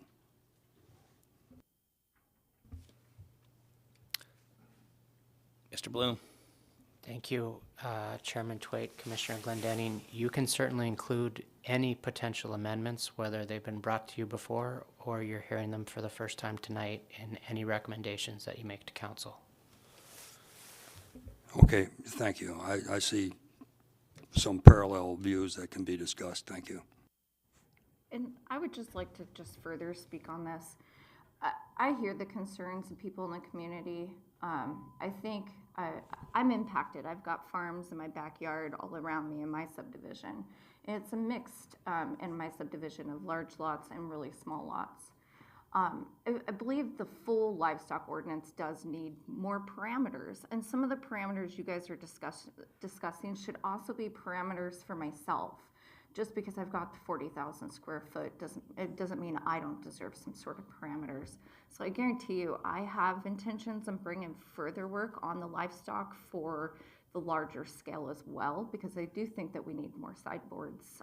And what we're working on now will carry over to that, because it's not fair to put a lot of sideboards on these smaller lot size. Well, my lot size butts up to 6 of those, but I don't have the same parameters and sideboards. So I just want to let you know that it definitely is within my view of needing further work in the future. Can you tell us what zone you're living in, what your zone is now that you're in? Yeah, I actually live on Birch, right behind Salvation Army. So I've got 3 farms. But it's zoned, do you know what the zoning is, though? I actually have never looked. Okay, I don't. Linda's smiling. You can find it on the map. It should be there.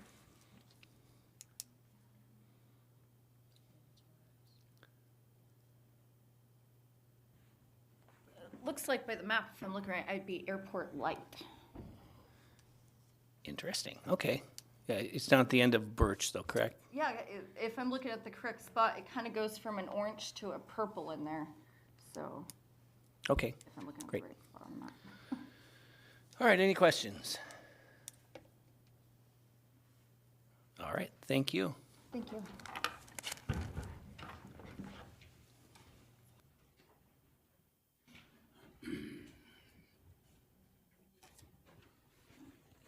Good evening. My name is Eddie Castillo.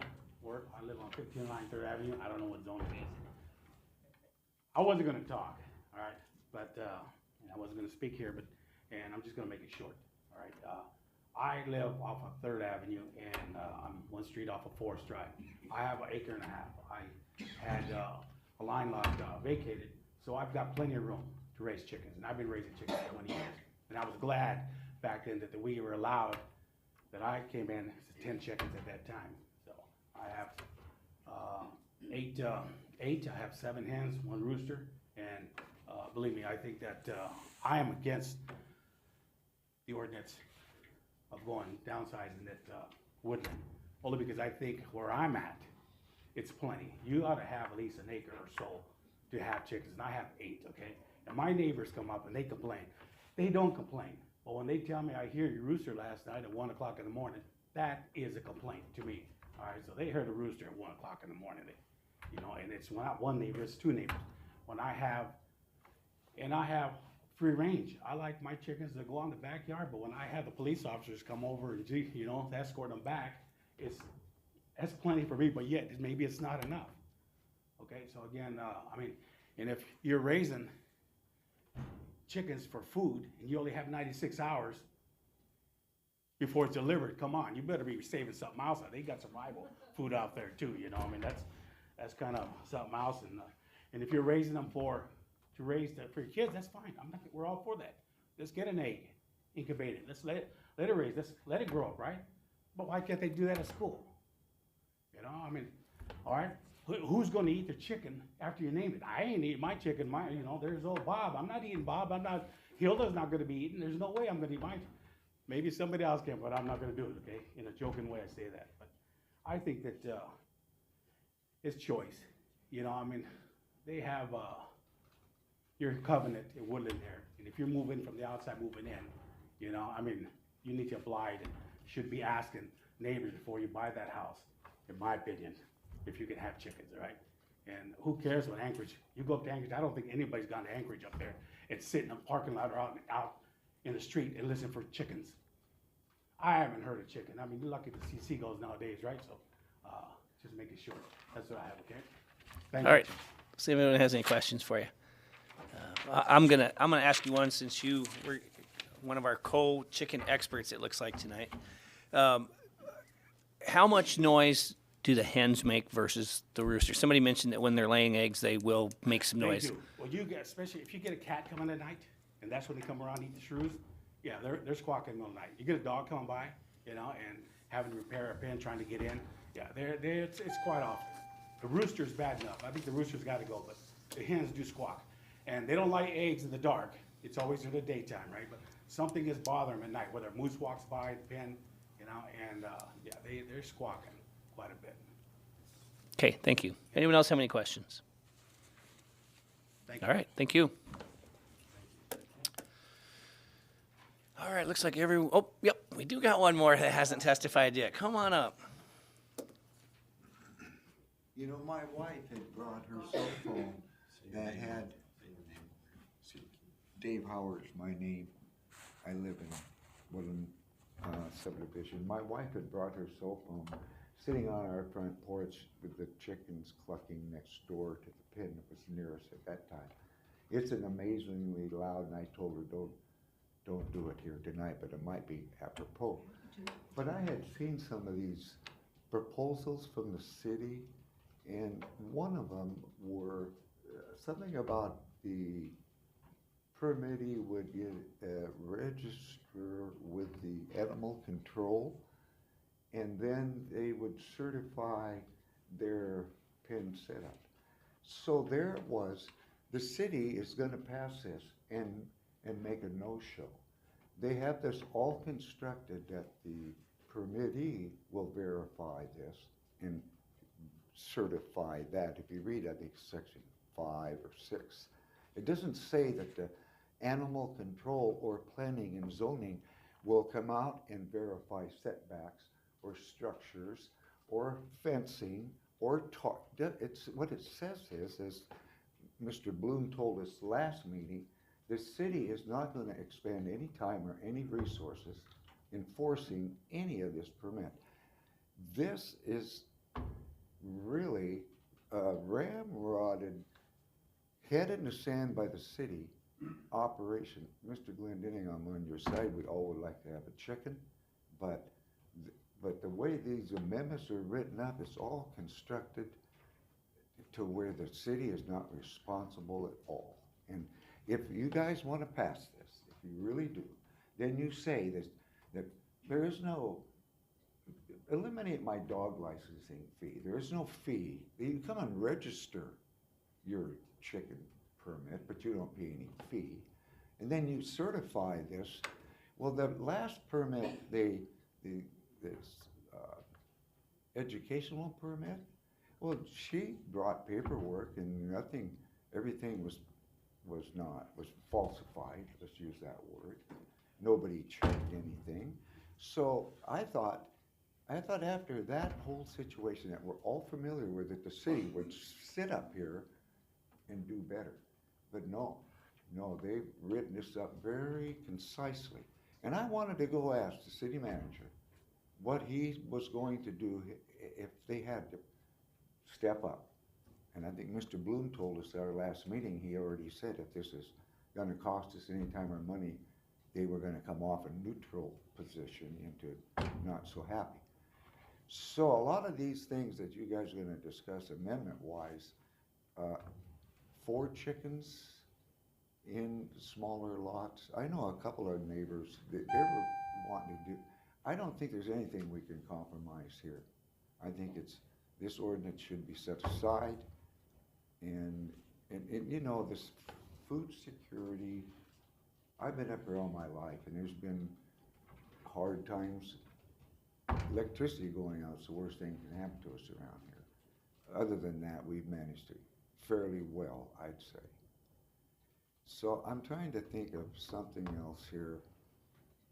Are you guys, if you're recommend that the city enforce with actual verifications of these permits, and maybe they don't want to charge anybody $10 for their permit, but at least have them come to the property, see what's there before they allow chickens on that property. Thank you. Thank you. Any questions? All right. Appreciate it.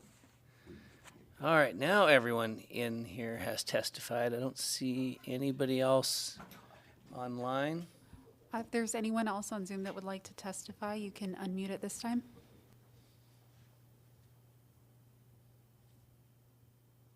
All right. And I think then we will close the public hearing and bring it back for discussion. And let's take a 5-minute, exactly 5-minute, back on the record at 8:35 at ease.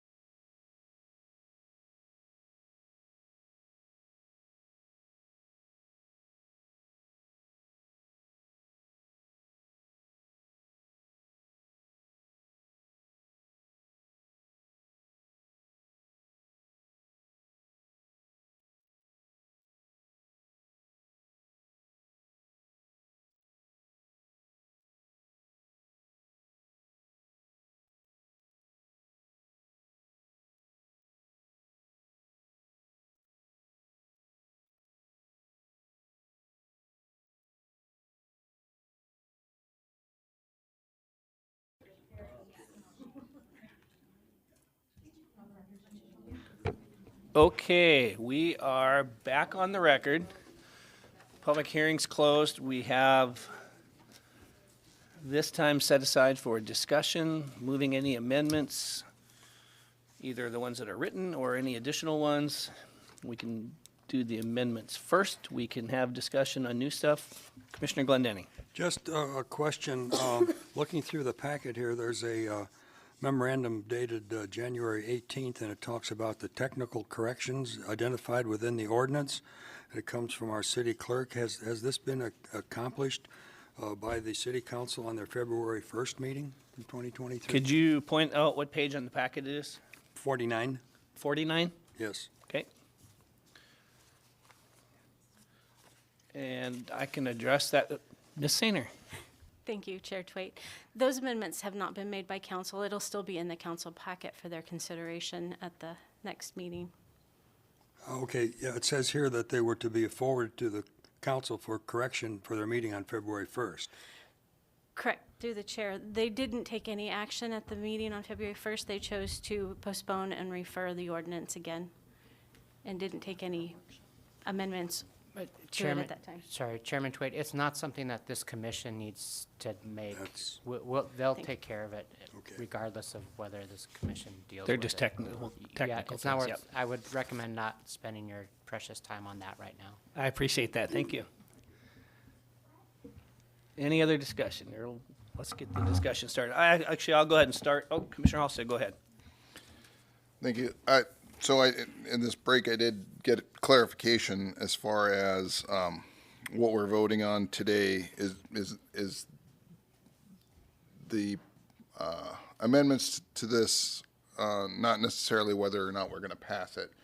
So we are voting on our amendments, and then we would give our recommendations, but it would not be on the actual item. Is that a correct statement? Did I get that right, or did I say that wrong this time?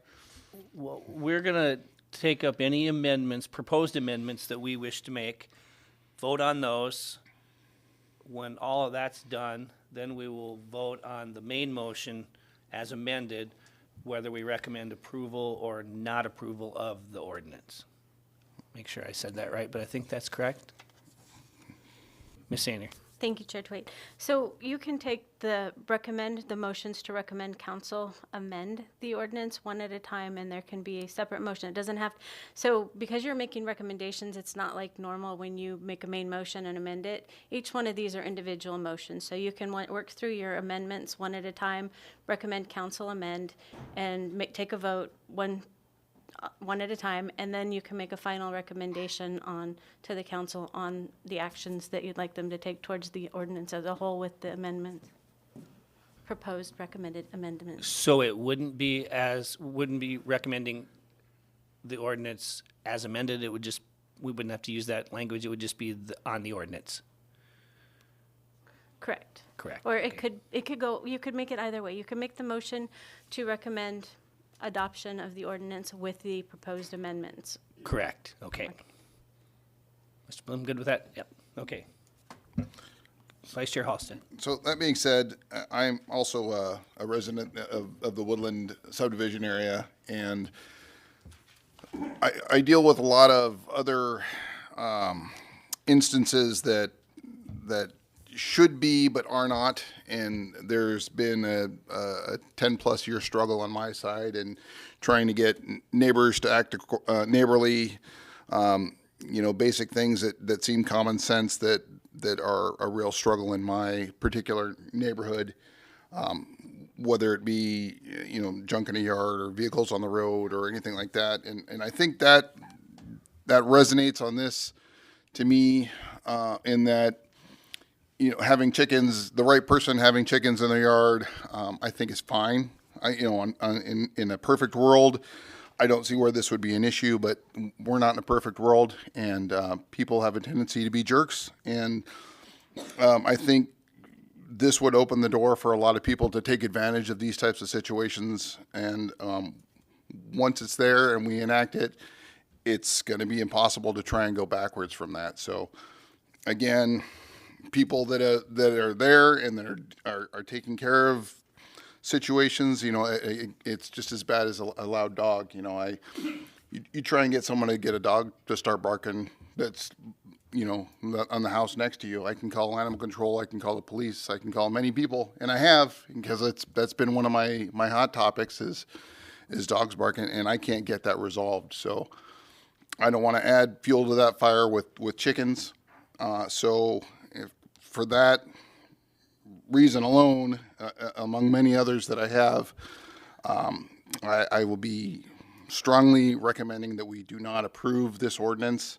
I will be approving our recommendations just because that adds more steps or I guess obstacles in getting that approved if it does go through. But I think that this should not be something that we allow to happen.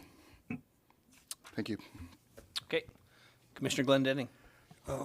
Yeah, thank you, Vice Chair. Just a question. Just say that we don't recommend passage of this, but would it be in your view or your recommendation that maybe the whole Title III regarding animal control be looked at for a more holistic approach, or just let sleeping dogs lie? I believe that that enforcement in Kenai for anything, any kind of infraction is something that we lack. So okay, it's difficult. It's difficult to get enforcement on that. So I think the bigger issue is why is it so difficult, and what can we do to make our enforcement a little bit less difficult, and whether it's changing some of our other ordinances for that, or bolstering our people that we have that are out there doing the enforcement. I think I've voiced that many times here, and that, you know, our zoning enforcement has been a little bit too lax in the past, and I'm appreciating that it's getting stronger every time I hear about it. So I think we're making steps in the right direction, you know, but I still think there's a ways to go. Commissioner Glendenning. Yeah, so that's probably what I'm hearing, and I've experienced it myself, is frustration with the mechanics of our Title III and our Title 14 on how we administer and enforce, especially the conditional use permits. A big step was taken in this ordinance for Title III, is that the conditional use considerations were taken away. That involves quite a bit of city administrative time and Commissioner Glendenning. Please. I'm going to interrupt you again. We're having some technical, so we're going to take a couple of minutes so they can get the system working. I'll get my aqua lung going then. You better too. write notes I'm running down, out you'll of forget voice. what you were I'll talking get some about. more water. Thank you. You give me 2? 2 minutes?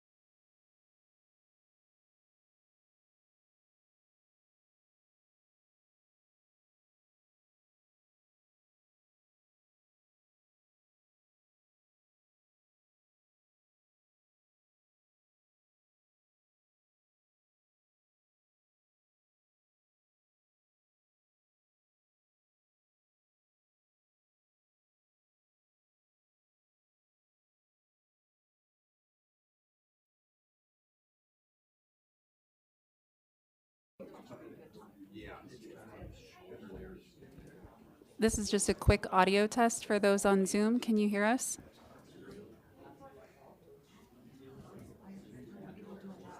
Yes. Great, thank you.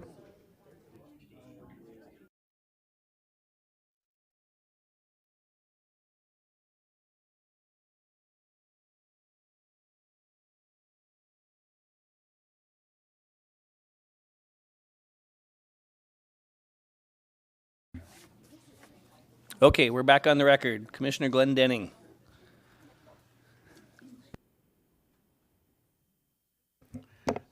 Yeah, thank you, Chairman Twait.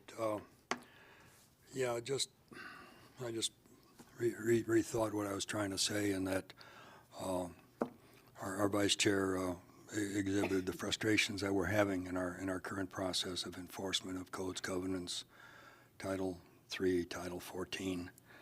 And I don't know, perhaps the most productive thing that would be just to maybe style this, it would tackle the 7 amendments, but there are also requested amendments from prior packets that interact with the 7 amendments, and it's just a matter of management on how we honor those requests.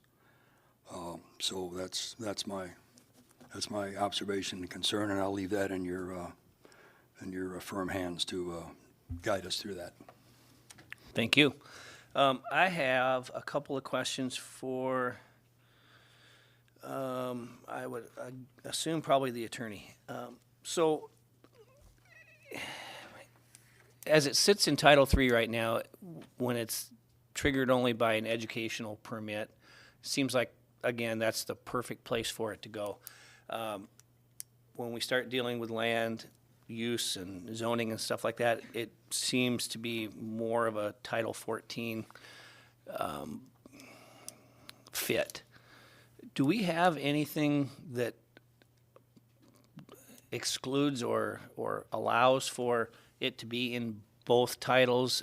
Do we have it seemed like maybe, I don't know if the kennel permit works that way or not, but it seems like, I'm just curious, because I would like to see if these amendments get approved and it moves on to council and get approved, I would love to see that it ends up in Title 14 in some capacity. And I'm going to ask that I can make that amendment here in a second, but I want to make sure that that's appropriate. Thank you, Commissioner Twait. I'd like Linda to help on this question too, because what's in the land use table that's in Title 14 is like commercial farming. And what types of businesses can be operated. We regulate density in Title 14. We don't regulate how many dogs people can have in Title 14. We don't regulate other types of animals, livestock in Title 14. We regulate the use of it. So, like I said, you couldn't sell eggs out of your house. That's regulated through Title 14. But the fact of actually just physically having an animal present, that's regulated through animal control. So I think that's where the difference is. But I think Linda might be able to answer it more expansively or clearly than I can. And maybe just before she does, and I know because it's going to be removed, but there was in the original provision or an avenue for conditional use in the original one, and now that to me doesn't happen in Title III at all, correct? So correct, that would happen in Title 14, which is why we're recommending getting rid of it again, because it's not a use of the property necessarily. It's the keeping of animals and livestock on the property. So that's one of the, I think, reasons our Ms. Mitchell really felt strongly about if we were going to make changes to get that out of it. Okay, great. Ms. Mitchell.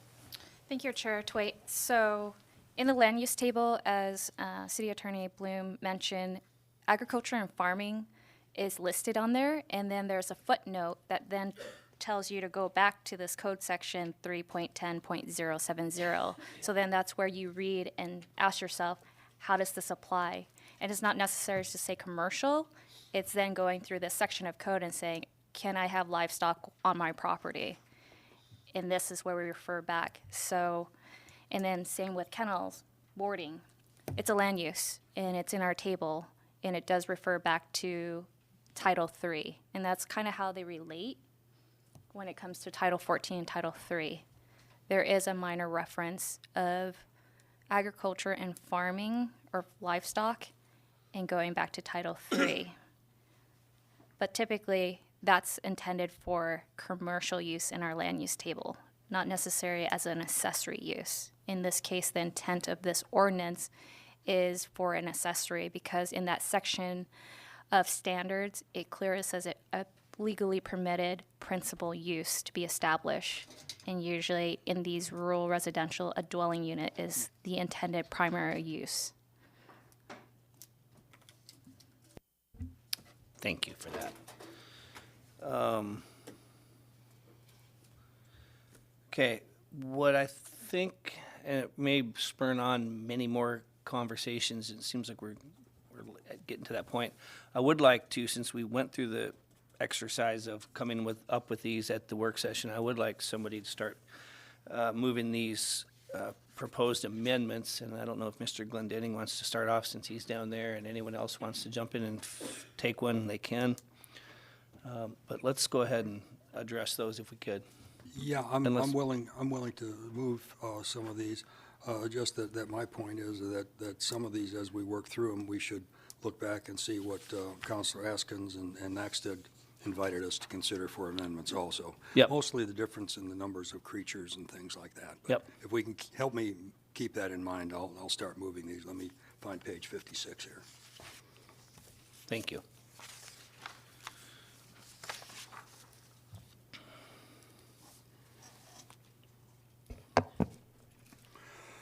Chairman Twait, regarding ordinance 3332-2023, there are requested amendments on our page 56.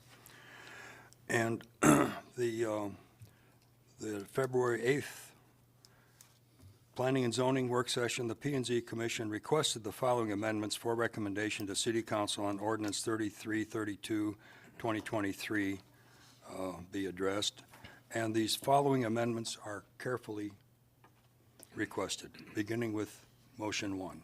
Okay?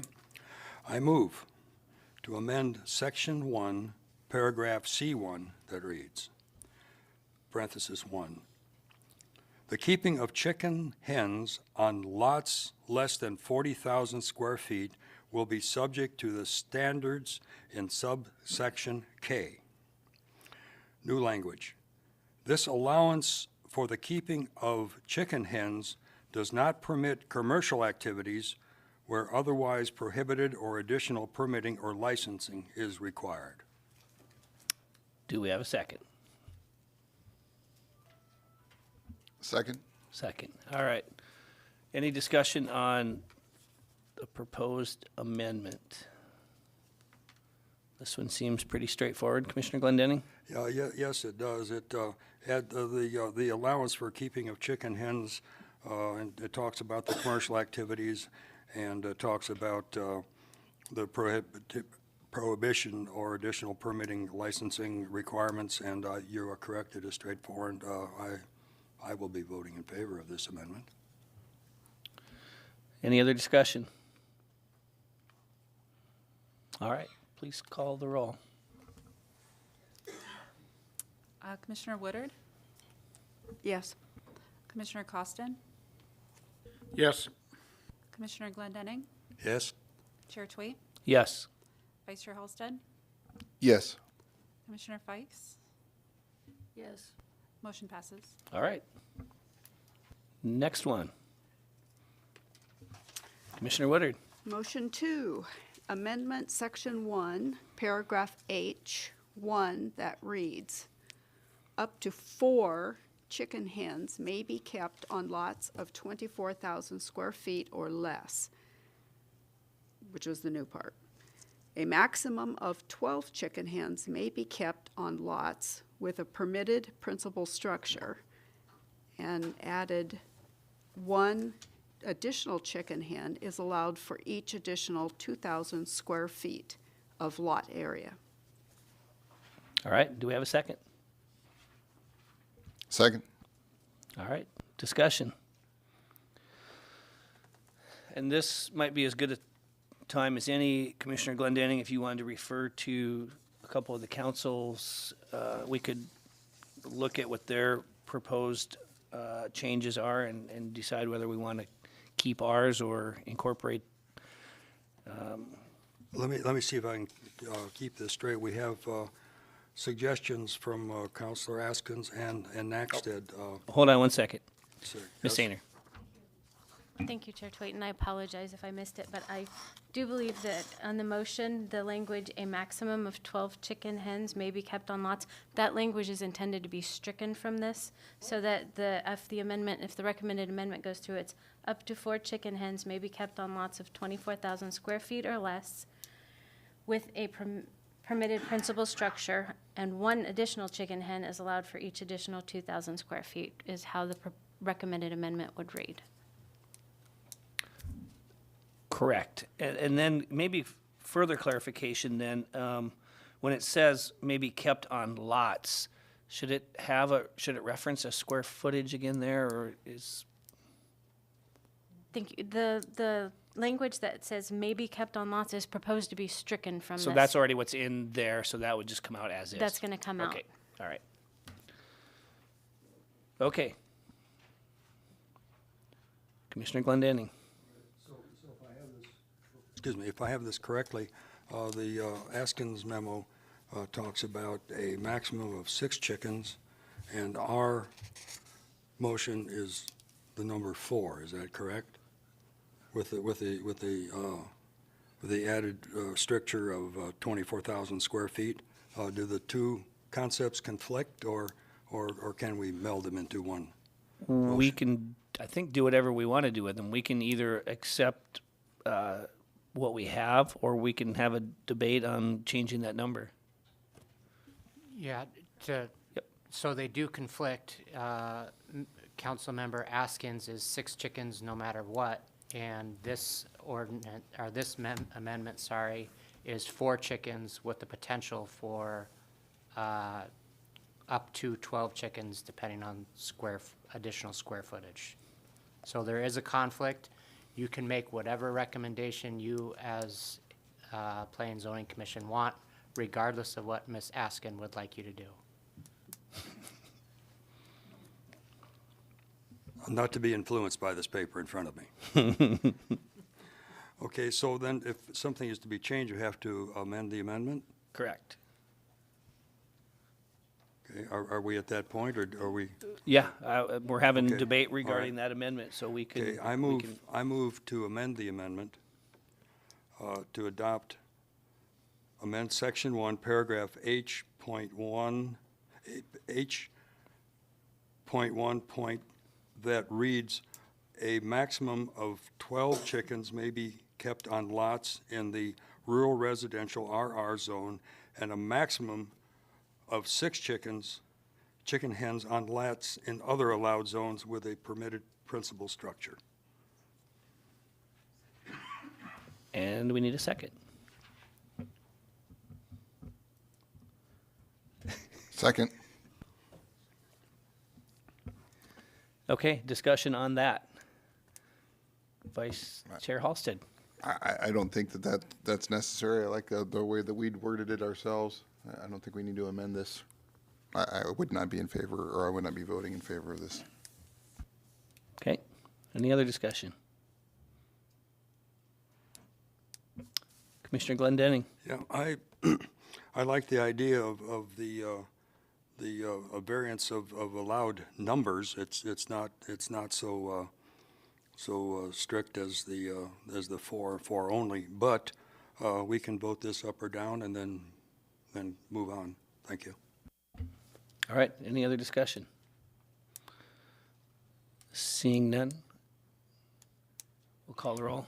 And can we, just so we're clear what we're voting on?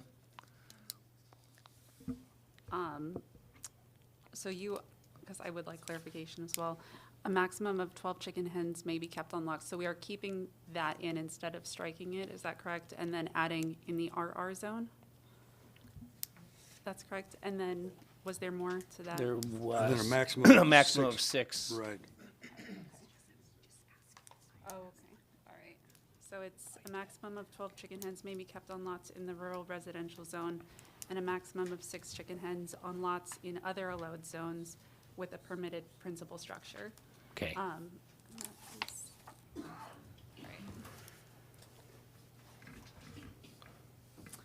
All right, Commissioner Costin. Yes. Commissioner Yes. Commissioner Glendenning. Yes? Chair Twait. No. Vice Chair Halsted. No. Commissioner Fikes. No. Commissioner Woodard. No. Motion fails. So now we have the We have the- original amendment. We have the original amendment on the floor. Yep. Commissioner Glendenning. Also, there is from the Askins memo, there's a motion to amend paragraph 1. If I could just speak in generalities, it talks about keeping of chickens of lot less than 40,000 square feet, a maximum of 6 chicken coops must be located in the rear yard, and on and on. It's a little different take than what we just voted on. If we want to have a ruling of the chair, that's fine, but I think it's a separate issue. I think I would agree that's separate. We can add that down in one of our other motions as far as the chicken coops go. Okay, so. So we have the main motion, number 2. Amend the amendment? Excuse me? Then we're amending the amendment once again? We can are do that not. twice? Right now, we have just the proposed amendment as it's in our packet. Okay, so we can't entertain this, amend the amendment? Or this would be another amendment to the amendment? Regarding the coops, so is that what you're talking about? Yeah, there's two motions that were presented to me. And we took action on one that was voted down, and now I'm going to the second one that is a little more expansive than the one we just discussed. It's on page 54. Would it be more appropriate under our motion 6 or 7 to incorporate it there? If not, we can certainly make that motion and. I'll listen to the chair. I don't know what it is yet till you read it. But if it's regarding the coops, I think we could put it down more where it's appropriate, where we already have the amendments, proposed amendments in there. Yeah, to keep it simpler. This talks about adding a zone. It talks about, again, the number of chickens, which we've discussed, but then it also talks about the location of hutches, and again, talks about the location of hutches. Why don't we take that up as a separate amendment then? Yeah. Let's just vote on the one that we have then, and then bring up that one separately all by itself. Okay, in connection with one of the other 7? Or all by itself, if you want to just bring it. Okay, up, yeah. we'll do it, Yeah. okay. Yep.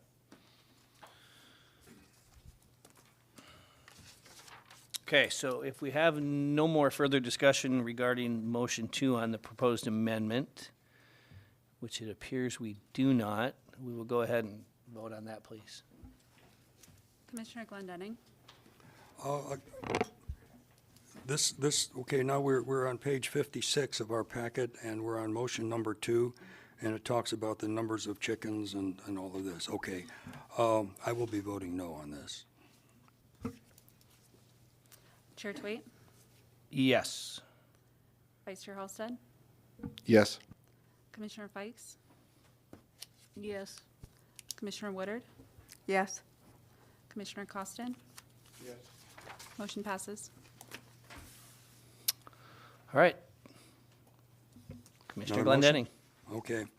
Okay. Here's a motion to amend section 1, paragraph H as followed. Excuse me.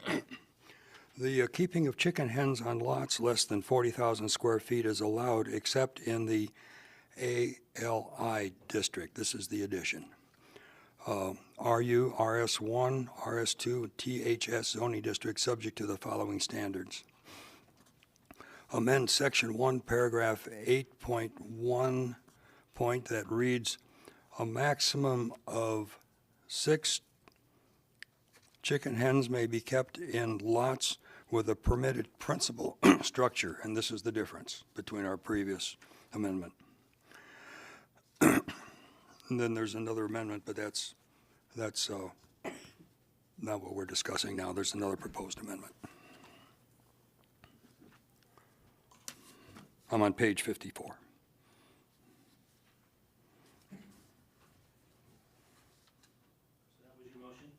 Right. That was your motion, okay. Look on page 54, if you follow with me, there's a motion to amend section 1, paragraph H as followed, and there's a section H in parentheses. So, Commissioner Twait, so there's two separate motions on page 54. One deals with excluding chickens from the ALI zone.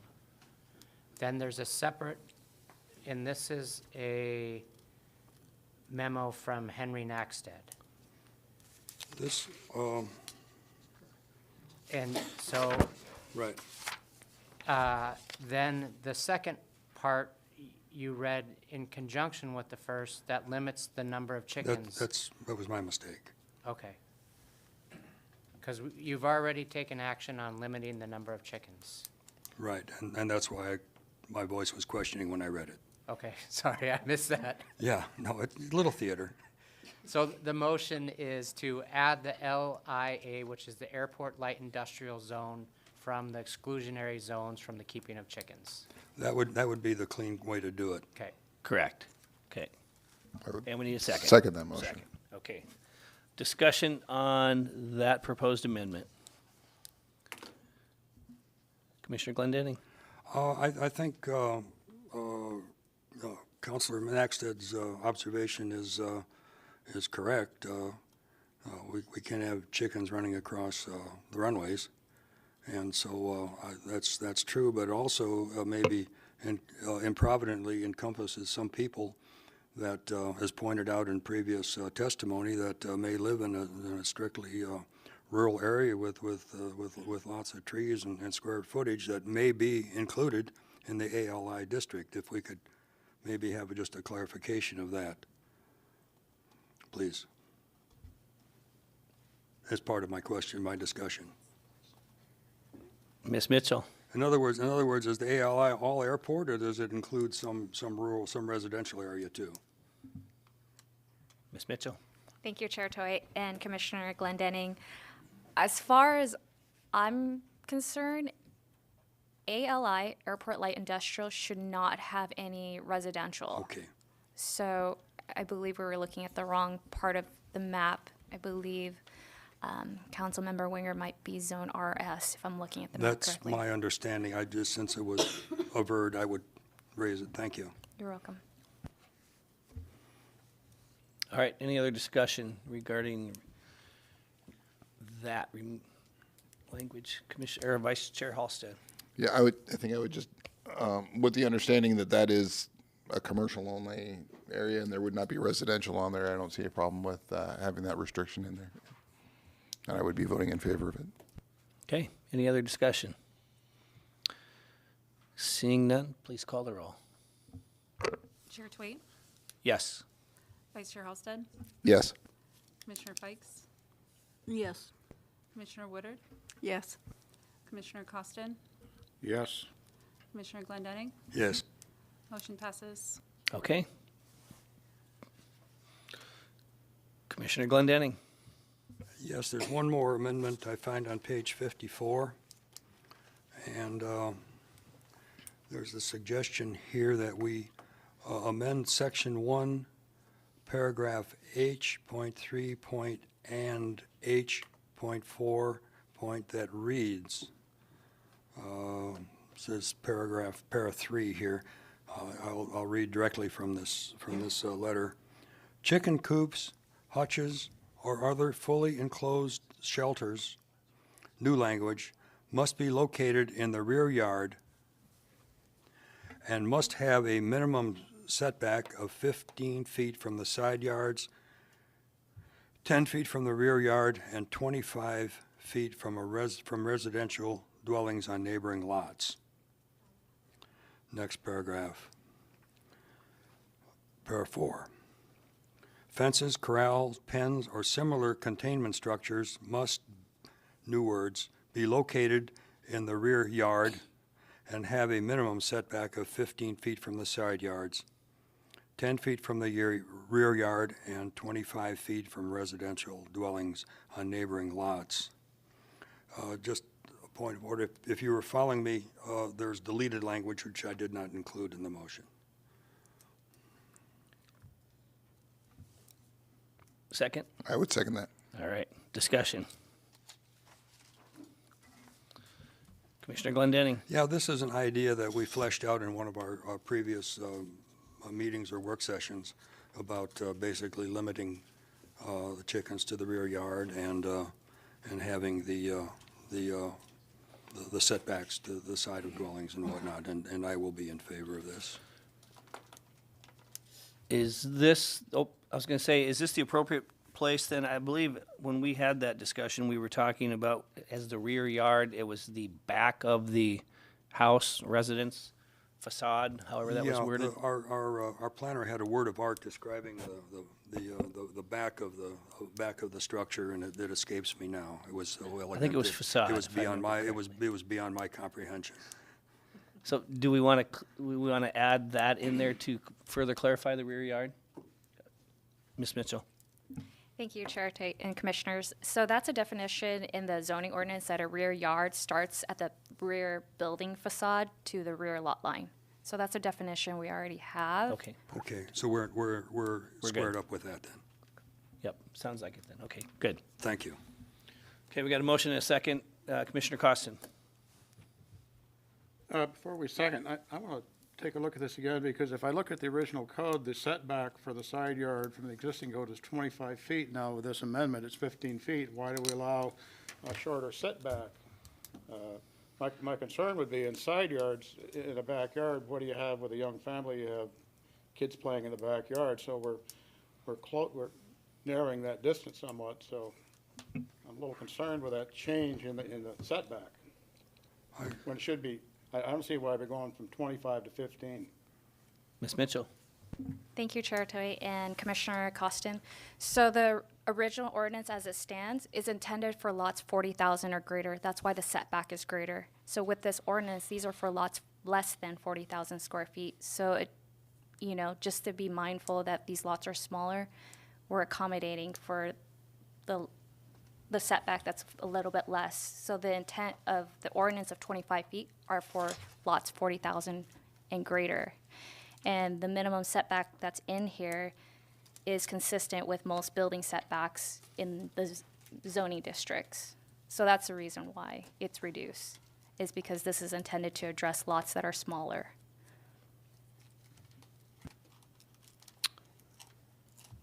Any other discussion? All right.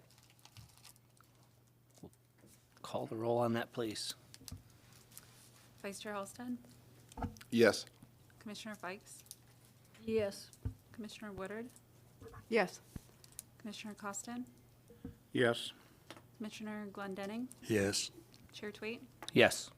Motion passes. Okay, while I remembered this again, I'm going to have a question, I think, for either the Chief Animal Control Officer or the attorney. A couple of these people that testified mentioned how they wanted to, part of the reason for having the chickens, the hens, is to use them for educational purposes. So what determines educational? I mean, if this ordinance fails completely, will we be inundated with people coming in and saying, well, I'd like to have it for educational purposes, and then we're dealing with it in that capacity? As a note I had jotted down, and I just want some clarification. What are the criteria for the educational permits? 1 second, I'll pull up the code unless Ms. Mitchell has it in front of her. I believe there are criteria, but I'll pull it up so I can get it exactly.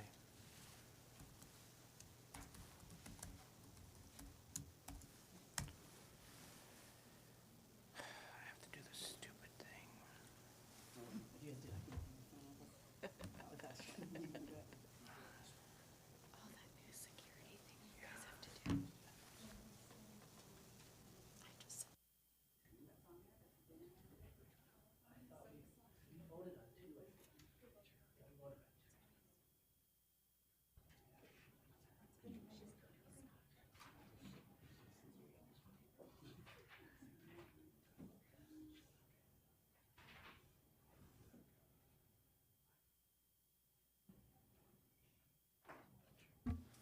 if you'd like, we could move on to another. Yeah, come back. Okay, yeah. Sounds good. Okay, so any other amendments? We have our 7 that we had. We've gotten through 2 of those. Or any other ones that we want to address that were in the packet? Or any new ones? Commissioner Halsted. This could be a horrible idea, but because that rural residential seems to be the area where we're having the most issue, would we want to make a motion to exclude rural residential from this? Do you mean suburban residential? I'm Talking sorry. about the woodland type Yes. zoning? Sorry, I was looking it up and I still got it wrong. You certainly could make that motion, absolutely. I'm wondering for the sake of, would this be I- much more detrimental than helpful? What's appropriate, to make the So motion what and I- have discussion, or Well, discuss what it I- before? what I- The reason why I say that is when we look at that and we discuss it, most of the opposition is there. Seems to be from those 3 areas that qualify under if we just did that. So with that understanding, I would like to make a motion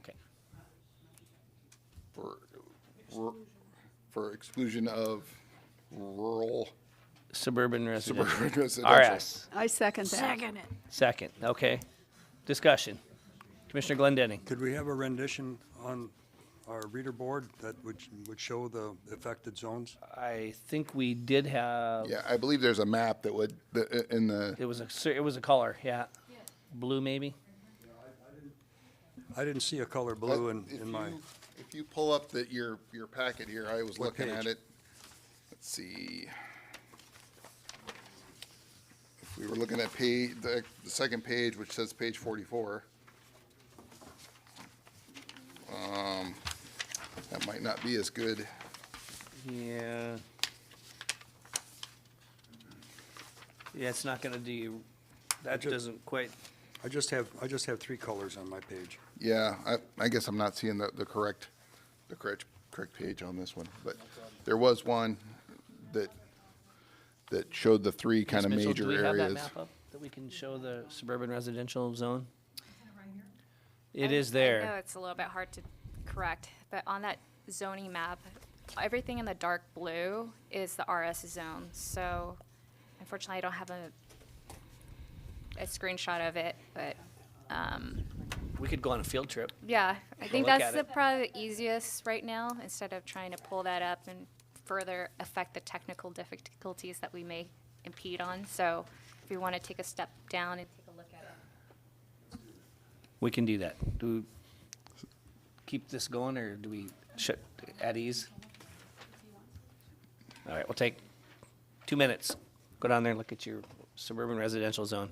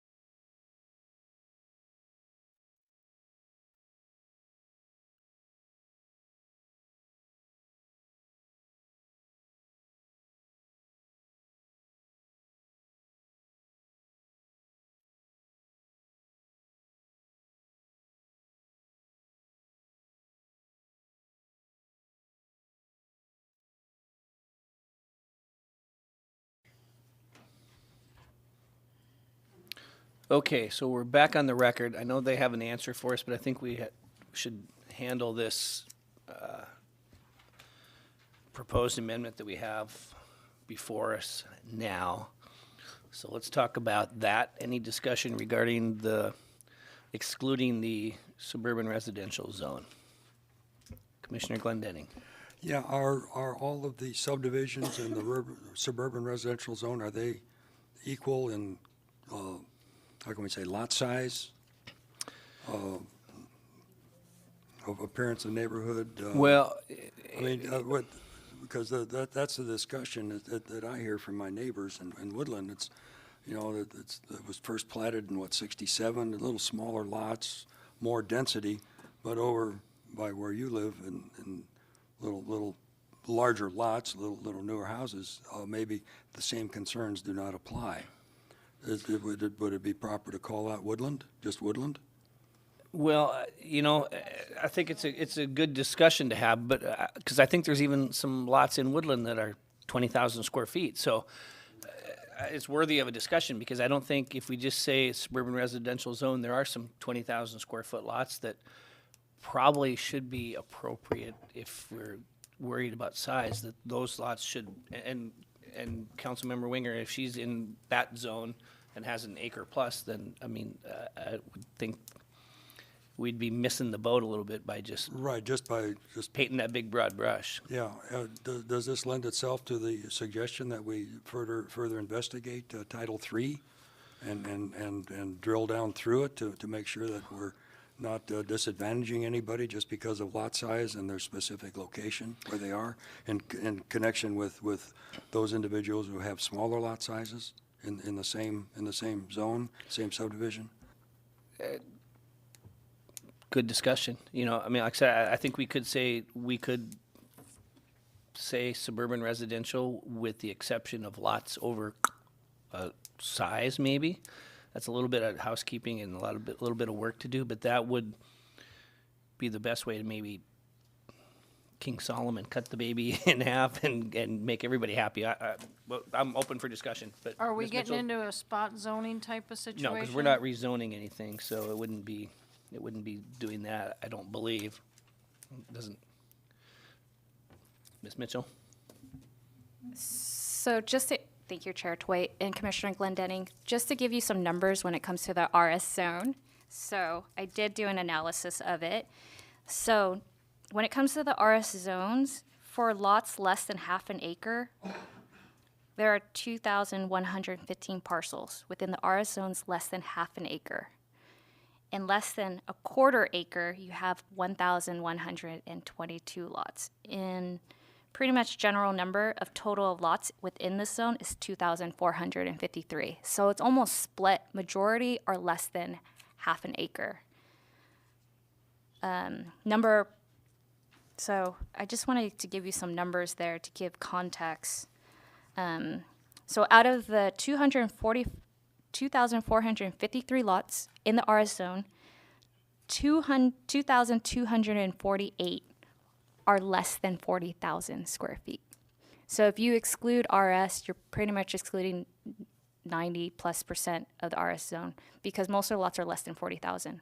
So this ordinance is intended to allow chickens under 40,000 square feet or less. So I just want to put that in context. So your recommendation is? So so ultimately, you know, if you're excluding it, it's, let me try to put my thoughts together. The question is, do you want to allow chickens in RS zone or not? Because the lots ranges on average a quarter acre. The average of lots in the RS zone is a quarter acre. That's the average of the lot size. Unfortunately, it's a wide range. The way our subdivision is density. SR is made to be intended medium density. And what that could mean is, depending on your lot size, you can have up to 5 to 6 dwelling units, depending on how large your lot is. So it's really hard to say, you know, is it consistent lots within the zone? No, there isn't. Depending on the subdivision, there's a little bit of more of a range, but not all of them are consistent across the board. So it's hard to look at one area versus another across the spur to say it's similar. So maybe it'd be premature just to arbitrarily be inclusive of two initials and say yay or nay for chickens because of the variance of lot sizes and the potential for.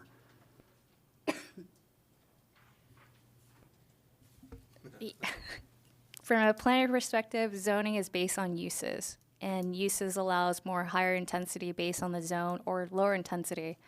As I mentioned in the past, RS1 and RS2 doesn't allow conditional use processes for a lot of retail commercial uses like the RS zone allows. Ultimately, that's what it comes down to, is the uses allowed in the land use table between the general RS versus the RS1 and 2.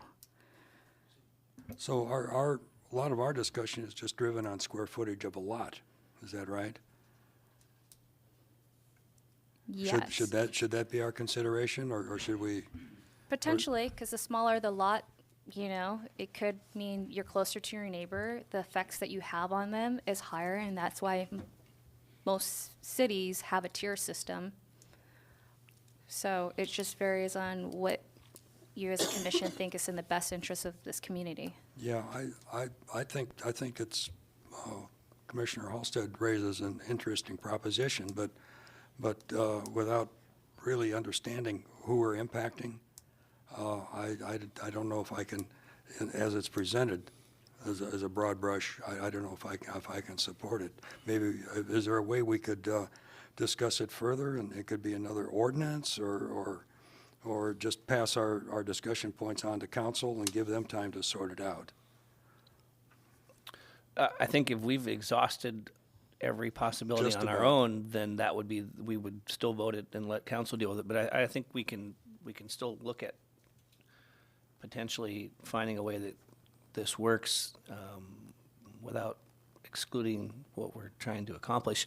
So just so I'm clear, if we say we're going to exclude the RS zone, if, say for instance, this gentleman that testified at the end, I think, he's in the RS zone, but he's got over an acre, so he would still be allowed to, but would our language need to clean up a little bit so that we don't say not allowed in the suburban residential zone? No, because Commissioner Chairman Twait, if you're for example, you just passed an amendment recommending that it be excluded in the airport light industrial zone. You could do the same, and it would only apply to lots less than 40,000 square feet. Okay, so we could still do it that way, okay. Commissioner Woodard? Could we possibly say out of the suburban residential, but only in lots that are over 15,000 square feet? We could certainly That make, would you could keep it make away that, from the smaller lots. so you could make that motion, and then we could, and again, then we would vote on that, and if it fails, we could try a different number. If it passes, we could live with that. Okay, I make a motion that we exclude chickens in RS zones with lots under 15,000 square feet. Does that do it? Okay, we have two motions on then. We want to, We never finished. do we want to withdraw? Right, so the motion on the floor is currently to exclude the RS zone entirely, and so you're making an amendment to the amendment, is that? Yes, All right, yes. or if the original motion maker wanted to just. Modify it. Modify that with the consensus of the second, then you could do that as well. So, yeah, I would not be in favor of modifying it. I think the goal was to do that suburban residential where that seems to be where 90% of the problem or the people that take issue with it. I think, in my personal opinion, why I got a suburban residential area was to be away from that type of environment. So this kind of checks the box for me that would actually make it somewhat palatable to me, Okay. as someone who lives in one of those zones as well. So I would not be in favor of modifying it. Okay, so then we want to vote that up or down, and then you could modify the motion then, correct? or create a new motion for a new amendment? So she can move to amend the motion. And so you would vote on her amendment first, and if that failed, then you would go back to the First Commissioner amendment. Halstead's motion was total exclusion. Okay. So you need a second then on your, Commissioner Glendenning. I'll second. Okay, so discussion on modifying the motion to have suburban residential, to modify it to lots 15,000 square feet and under would not be allowed, correct? Yes, and I'm basing that on my own lot, because I too am in Woodland, and all the lots in my area, mine I believe is 13,000 something, so it's not like a quarter or anything. So I'm assuming everybody in my area is that or less. So but my whole area, which includes your area there too, it would exclude chickens from that whole area. And there'd be just a few lots here and there that might be larger. Commissioner Fikes? Yeah, I'd have to side with Commissioner Halstead on this. The whole point of the exclusion is the small reduced density and to exclude the chickens from that. And that was accomplished by his motion. And so for that reason, I'm going to be supporting Halstead's motion. Commissioner Glendenning? Yeah, I support the amendment in that it clearly identifies smaller lots of a de minimis square footage. I think if I could be allowed to use my personal viewpoint, I probably couldn't fit a chicken coop or a chicken on my little lot in Woodland subdivision. Okay, I don't know why I would want chickens, but I can use that as a referent and see how a chicken operation would successfully fit. I do have experience in raising chickens, so I can make that determination. So going around the mulberry bush, I'm in favor of this amendment. Thank you. Okay, Vice Chair Halstead? I own my lot next to me, and with simply removing my lot line, I would put chickens right in the center of I'm off of Hemlock, so that's all that area, that all those people that don't want chickens, I could just as easily, with that elimination of a lot line, then be able to qualify and do just what I'm trying to avoid. So aside from a 12-piece bucket from Fred Meyer's, that's about as much chicken as I want in my house. All right, any other discussion? All right. Chair Tweet? Yes. Vice Chair Halstead? We're talking about the amendment to the amendment? Yep. No. Commissioner Fikes? No. Commissioner Woodard? Yes. Commissioner Costin? No. Commissioner Glendenning? Yes. So that is 3 yeses and 3 nos, so that motion does fail. Okay, we have the main motion to exclude suburban residential. Any other discussion? Commissioner Glendenning? Yeah, since this is a new subject that's been introduced, I will not be in favor of it this time. Perhaps at some other time, if we maybe revisit Title III, we could include this discussion, but I will not be supporting this motion. Thank you. Any other discussion? Vice Chair Halstead? It is rather newly kind of presented as an idea here. Is it kind of a now or never type of situation, or do we have a way I mean, I guess we could motion to table it, right? Not really, because it's getting forwarded on to council, so we want to take action on it, I believe. Mr. Bloom, yeah? I don't specifically recall the motion that council gave you, but I think it was to return it by a date certain to council. March 1st is what Councilmember Winger is telling me. But. Yep. So tonight is the time to do it. I think I expressed earlier, I think my audio might have cut out, but I as a whole, I'm opposed to this whole ordinance, so this was a way for me to kind of get around it or be amenable to it, so, I mean, Nope, and it's appropriate to unfortunately, bring it up. Yep. unfortunately, we don't have a lot of time to kick it around. All right, so any other discussion regarding the motion to remove suburban residential from the ordinance? Seeing none, please call the roll. Vice Chair Halsted? Yes. Commissioner Fikes? Yes. Commissioner Woodard? Yes. Commissioner Costin? Yes. Commissioner Glendenning? No. Chair Twait? Yes. Motion passes.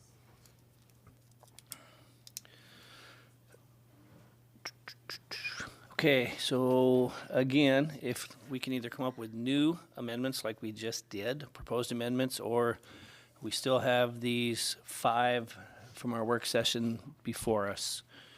Someone wants to tackle motion number 3, we can get through these.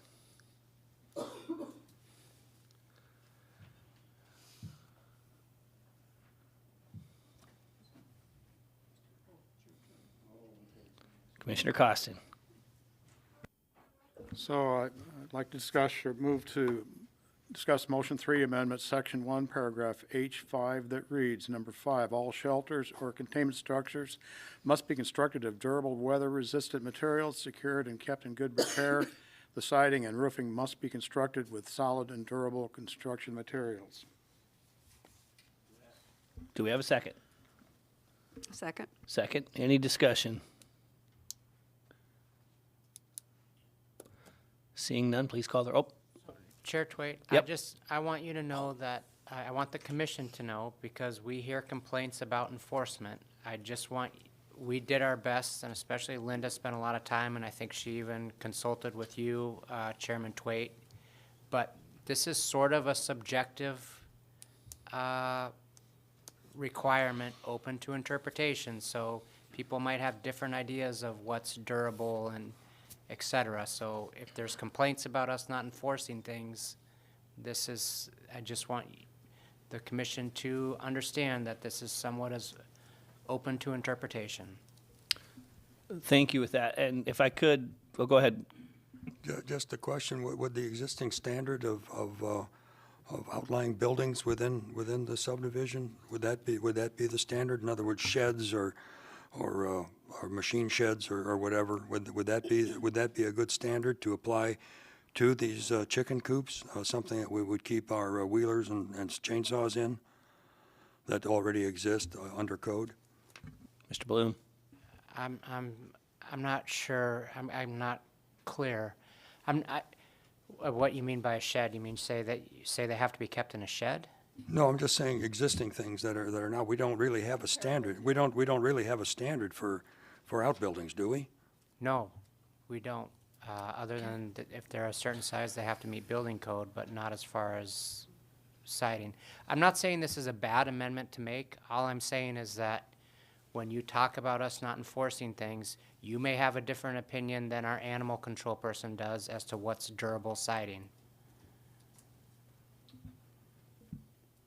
Commissioner Fikes. So as Commissioner Glendenning was trying to articulate, it sounded like, how are we going to, as a commission, formulate this in a way that it's enforceable with code? And I think we're getting in the weeds, in my humble opinion, when we're trying to pigeonhole this structure to accommodate these chickens, and now we're trying to specify whether it's to this building code or whether it's got this type of siding on it. And again, yeah, I think it's over the top, in my humble opinion. So, I mean, are we looking at this when we do kennel licenses? Is that a standard that we can compare this to? And that's where I'd ask legal on this one. I mean, what are you asking for when you're looking for enforcement in teeth? What are some suggestions? Thank you, Commissioner Fikes. So our current animal control code requires all pens, whether it's dog pens, chicken coops, et cetera, to be kept in, I think, neat, clean, and sanitary is maybe the language. It's also subjective. I don't want you to misunderstand that I'm saying that the amendment that was proposed by Commissioner Costin is bad. I just want you to know, I mean, we can look at the extremes of what's absolutely not durable and what is absolutely durable, but there's gonna be times where it's open to the interpretation of our animal control and complaints as to what is really durable or not. And I just want you to go into that with your eyes open. When you talk about lack of enforcement, these are the types of things that sometimes trip us up when there's some subjectivity involved. And it's the same for what we have for sheds right now too, right? There really is nothing that defines that either. If it doesn't require a building permit, it's just a shed. Even if it requires a building permit, I think Linda looked into it with our building official as to what type of siding is required. I don't think we're requiring a whole lot, even for houses. Okay, so. Yeah, go ahead. Through the chair, I appreciate that, and I hear what you're saying, is to have at least a robust discussion and suggestive ideas and possible examples of what we want to see maybe, or what we don't want to see, and what's the best language to put down on the laydowns moving forward for the motion is what I'm hearing. Like you say, do you want to say Tyvek? Do you want to say T111? Do you want to say a Home Depot NCAP supersonic special sale? Here you go, chicken coop, or little Johnny's little egg carton that he strapped together with duct tape, you know. I get this interpretation of it, so I don't, honest to God, know where the middle ground is on that. Vice Chair Halsted. There's two things that I think about it. One is whether it's a safe sanitary structure, which I think if it didn't meet those requirements, that would be an issue where animal control would easily be able to come in and enforce such a structure. The other side of that, which I was originally thinking when we voted on it, was aesthetics. You know, you don't want to have a kind of half-built structure, but some of our other requirements are requiring us to put it behind the house, behind a fence, basically not seen. So if that is a requirement for it to not be seen, then I don't really care if they paint it purple or have the siding match the side of the house, as long as it's a safe sanitary structure. If it were to be in the front yard, right next to the driveway, that'd be a different story. But again, because it's behind the house, behind a fence, screened in, aesthetics should not play in. Commissioner Glendenning. So something an example would be, that would be unacceptable would be wood pallets and blue tarps. That would not afford the creature shelter. Plus it would be not durable and et cetera, et cetera. I would think that would qualify under an unsafe or unsanitary structure. And subject to high winds, land in your neighbor's yard, and potential offensiveness. Sure.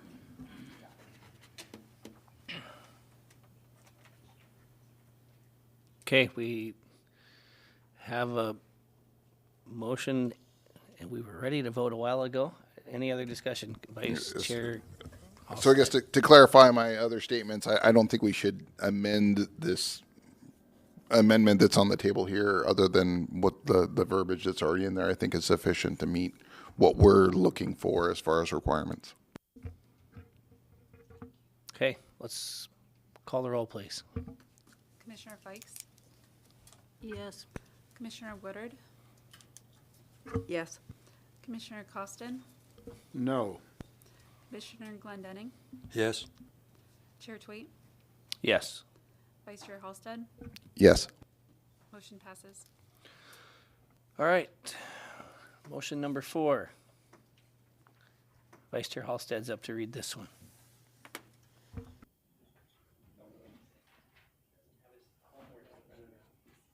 Sorry, I was ill-prepared.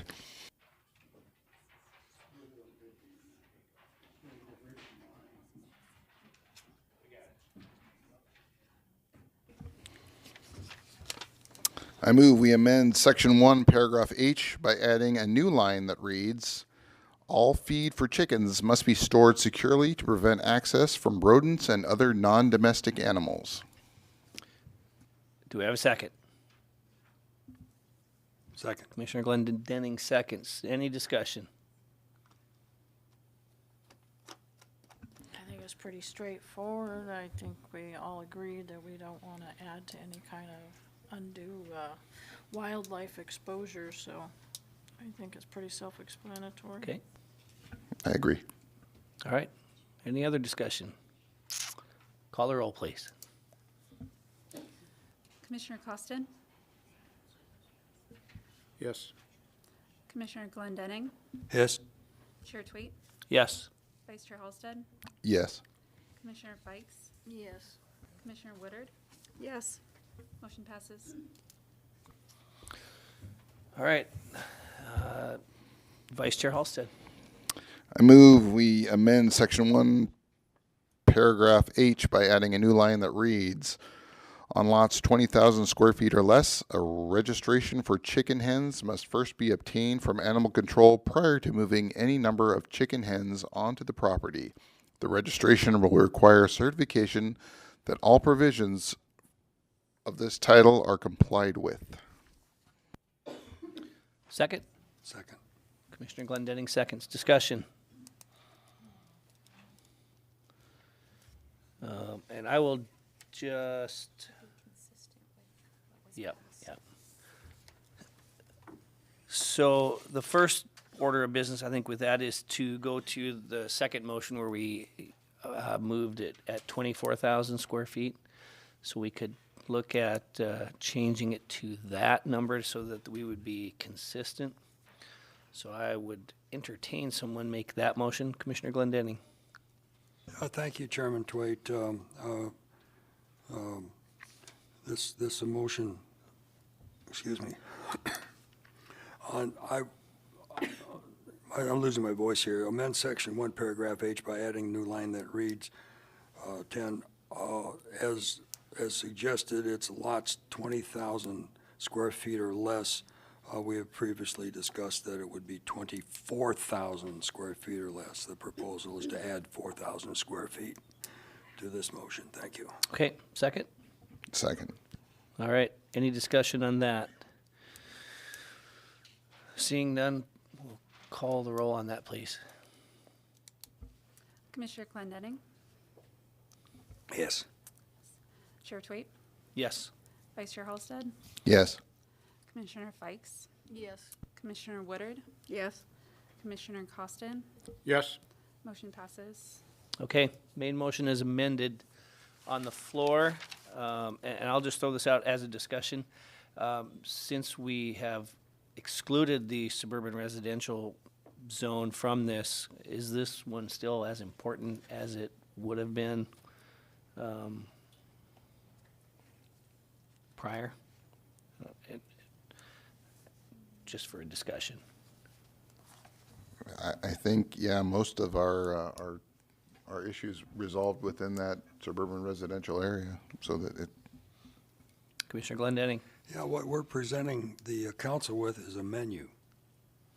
Okay, so they may accept what we did with the RS zone and accept this, or they may reject the RS zone and accept this. So I'm sure that they will discern that maybe there's an overlap in intent or discussion here, and that maybe a footnote could be made with this. But I suggest that we proceed with this amendment. Thank you. Very good. Any other discussion? I would agree. I hate to say it, but I agree. All right. Seeing no more discussion, we'll vote on the motion as amended. Yes. Yes. Yes. Yes. Yes. Yes.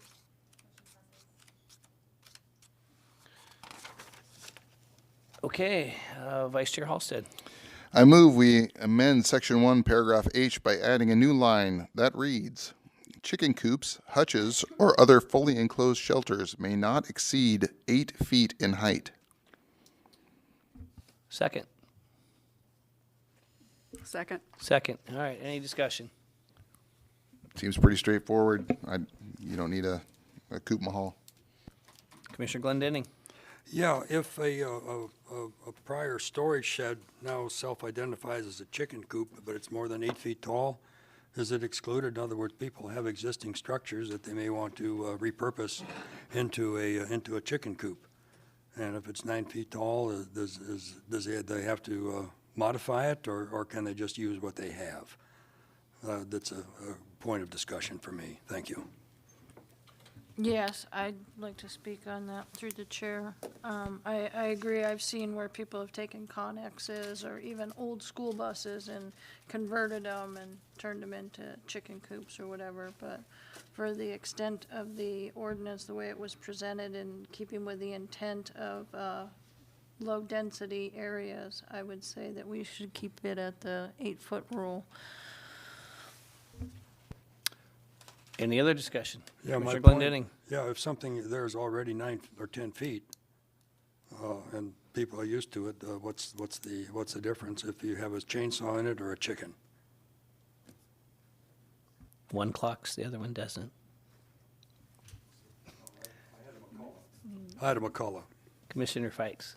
Yeah, again, I think we're in a small, dense area, and we're already looking at abandoned cars and adding chickens inside the abandoned cars or anything else. I just think opens the door for problems with enforcement and others. So if we're trying to reduce that problem and have a discussion on ways to do that, I would see putting it at the 8-foot kind of puts that nail in the coffin and says, here's some teeth for you. That's just my opinion. All right, Ms. Mitchell, comments? Thank you, Chair Twait. Commissioner Glendenning, to answer your question, if there's an existing structure, well, say a shed that's over 8 feet and it was used as a shed and now they want to use it to keep chickens, I would say they would have to comply because right now probably it's illegal structure. It was never allowed to have chickens to begin with, so it would be different if it was considered a legal non-conforming structure where it had chickens at some point and it continued on. But in the fact that the matter is lots under 40,000 doesn't allow chickens, so if you're on lots less than 40,000 and you had an existing structure, you would have to comply with the current code as is. You're not grandfathered in with your shed to now keep chickens in. That's how we would enforce it. That'll get spendy. Okay. Vice Chair Halsted. Is there a way, I hate to ask this, is there a way after the fact that someone could apply for some sort of permit or variance where they would be allowed to make a structure larger than 8 feet even though it's outside of the code? Special building use or whatever? I don't believe so. Ms. Mitchell? I mean, we have a process for a variance permit, but would they meet the criteria for a variance? No, because there's no hardship in topography. It's an accessory structure. So I don't think we have, while we have a process, I don't believe they would meet the criteria to get an exception.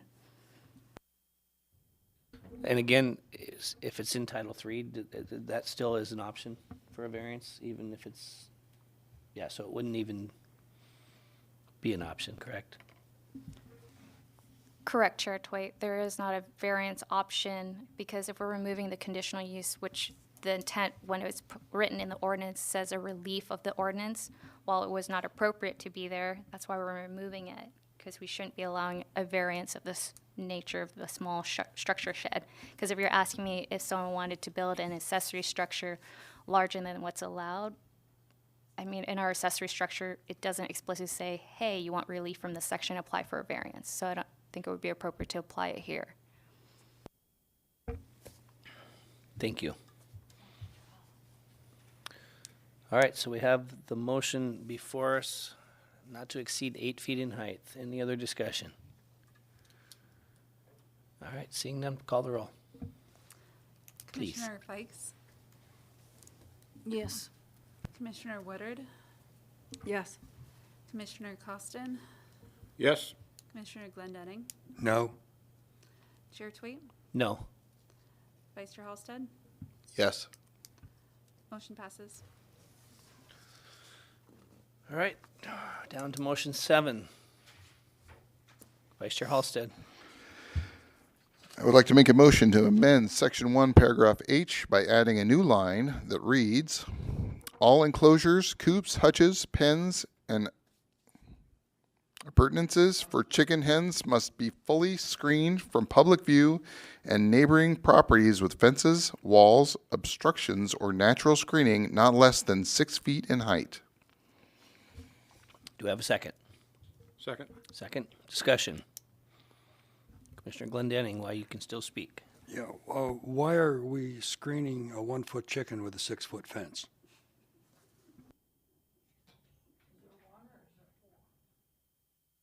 Unless they're standing on their shoulders, they're all a foot tall.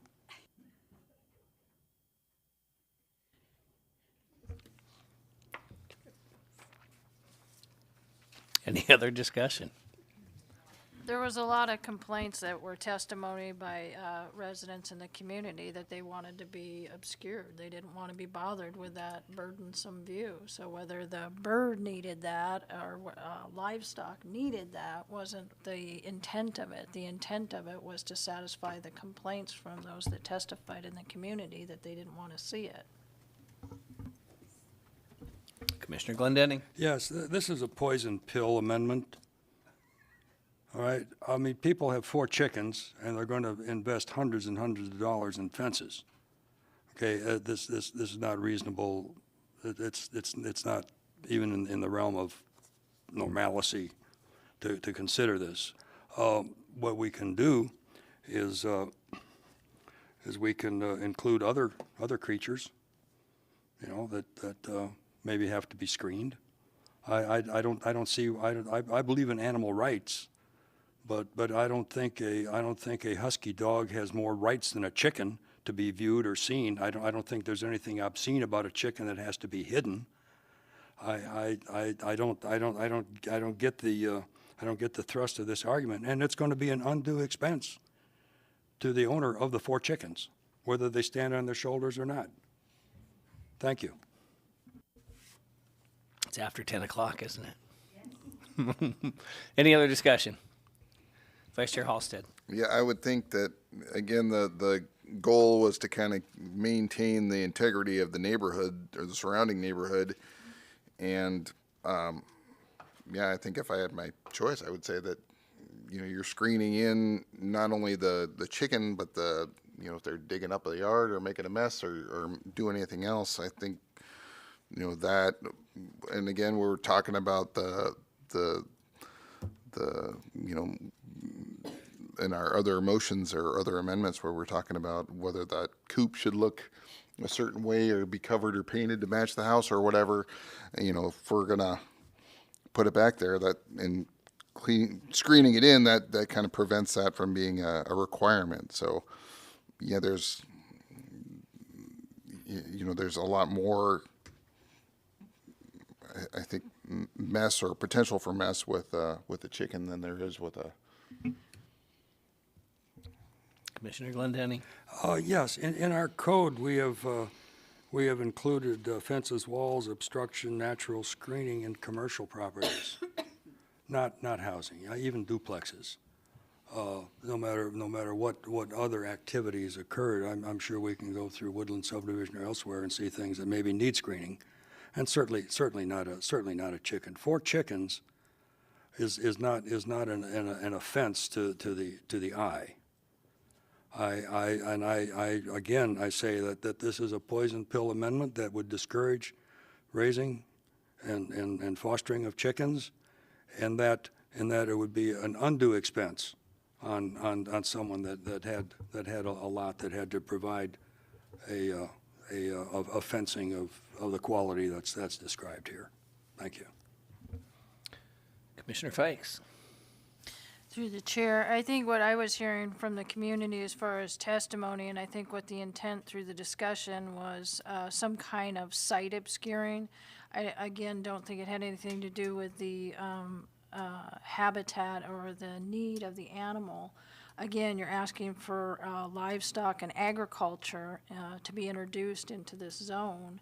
And so the folks that were testifying were objecting to that, and so the discussion was brought about, how can you compromise, or how can you aesthetically please it to the neighbors who just don't want to see the livestock or the agriculture in their backyard. So whether the animal needed that space wasn't the case, and I get it's a undue burden for a 6-foot fence, but there was just the discussion of how are you going to satisfy these people who literally just don't want to see agriculture in their backyard.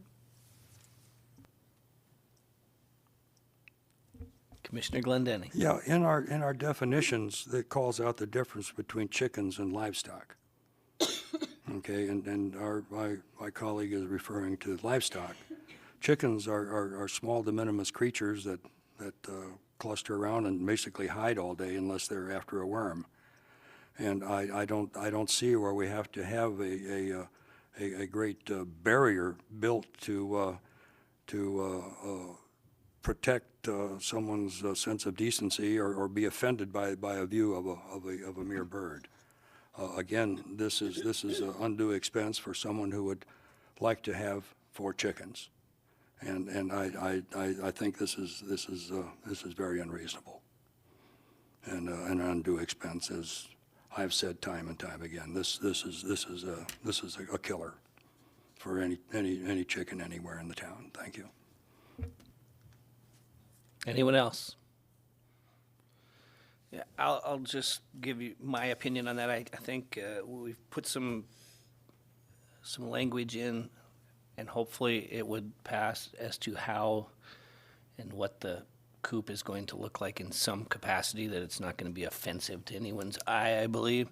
And I think as many people were concerned about the noise as they were the looking of the chickens, and this 6-foot fence isn't going to stop any noise. So I agree with Mr. Glendenning in the respect that it's going to cost some money to do that, and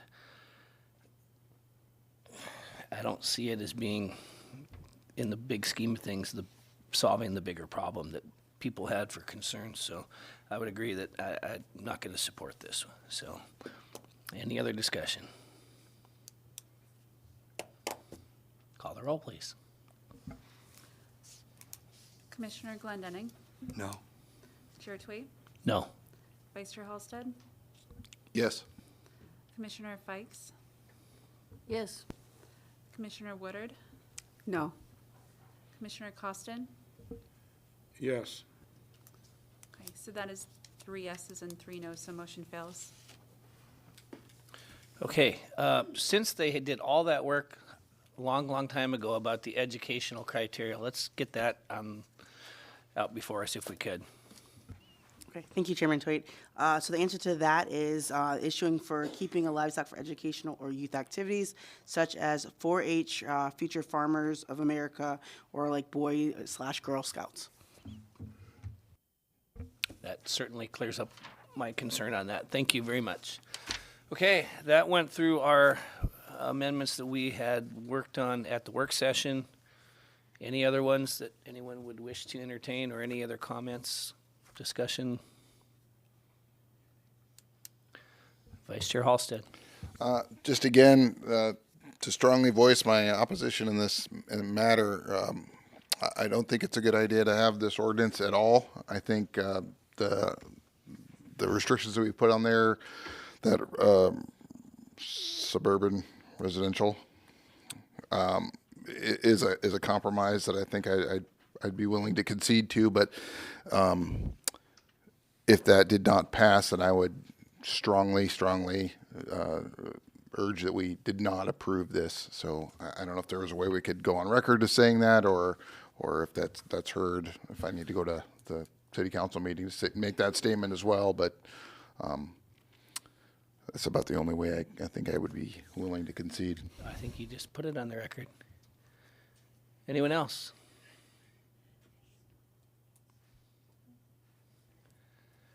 Administration, good? We don't have any other comments?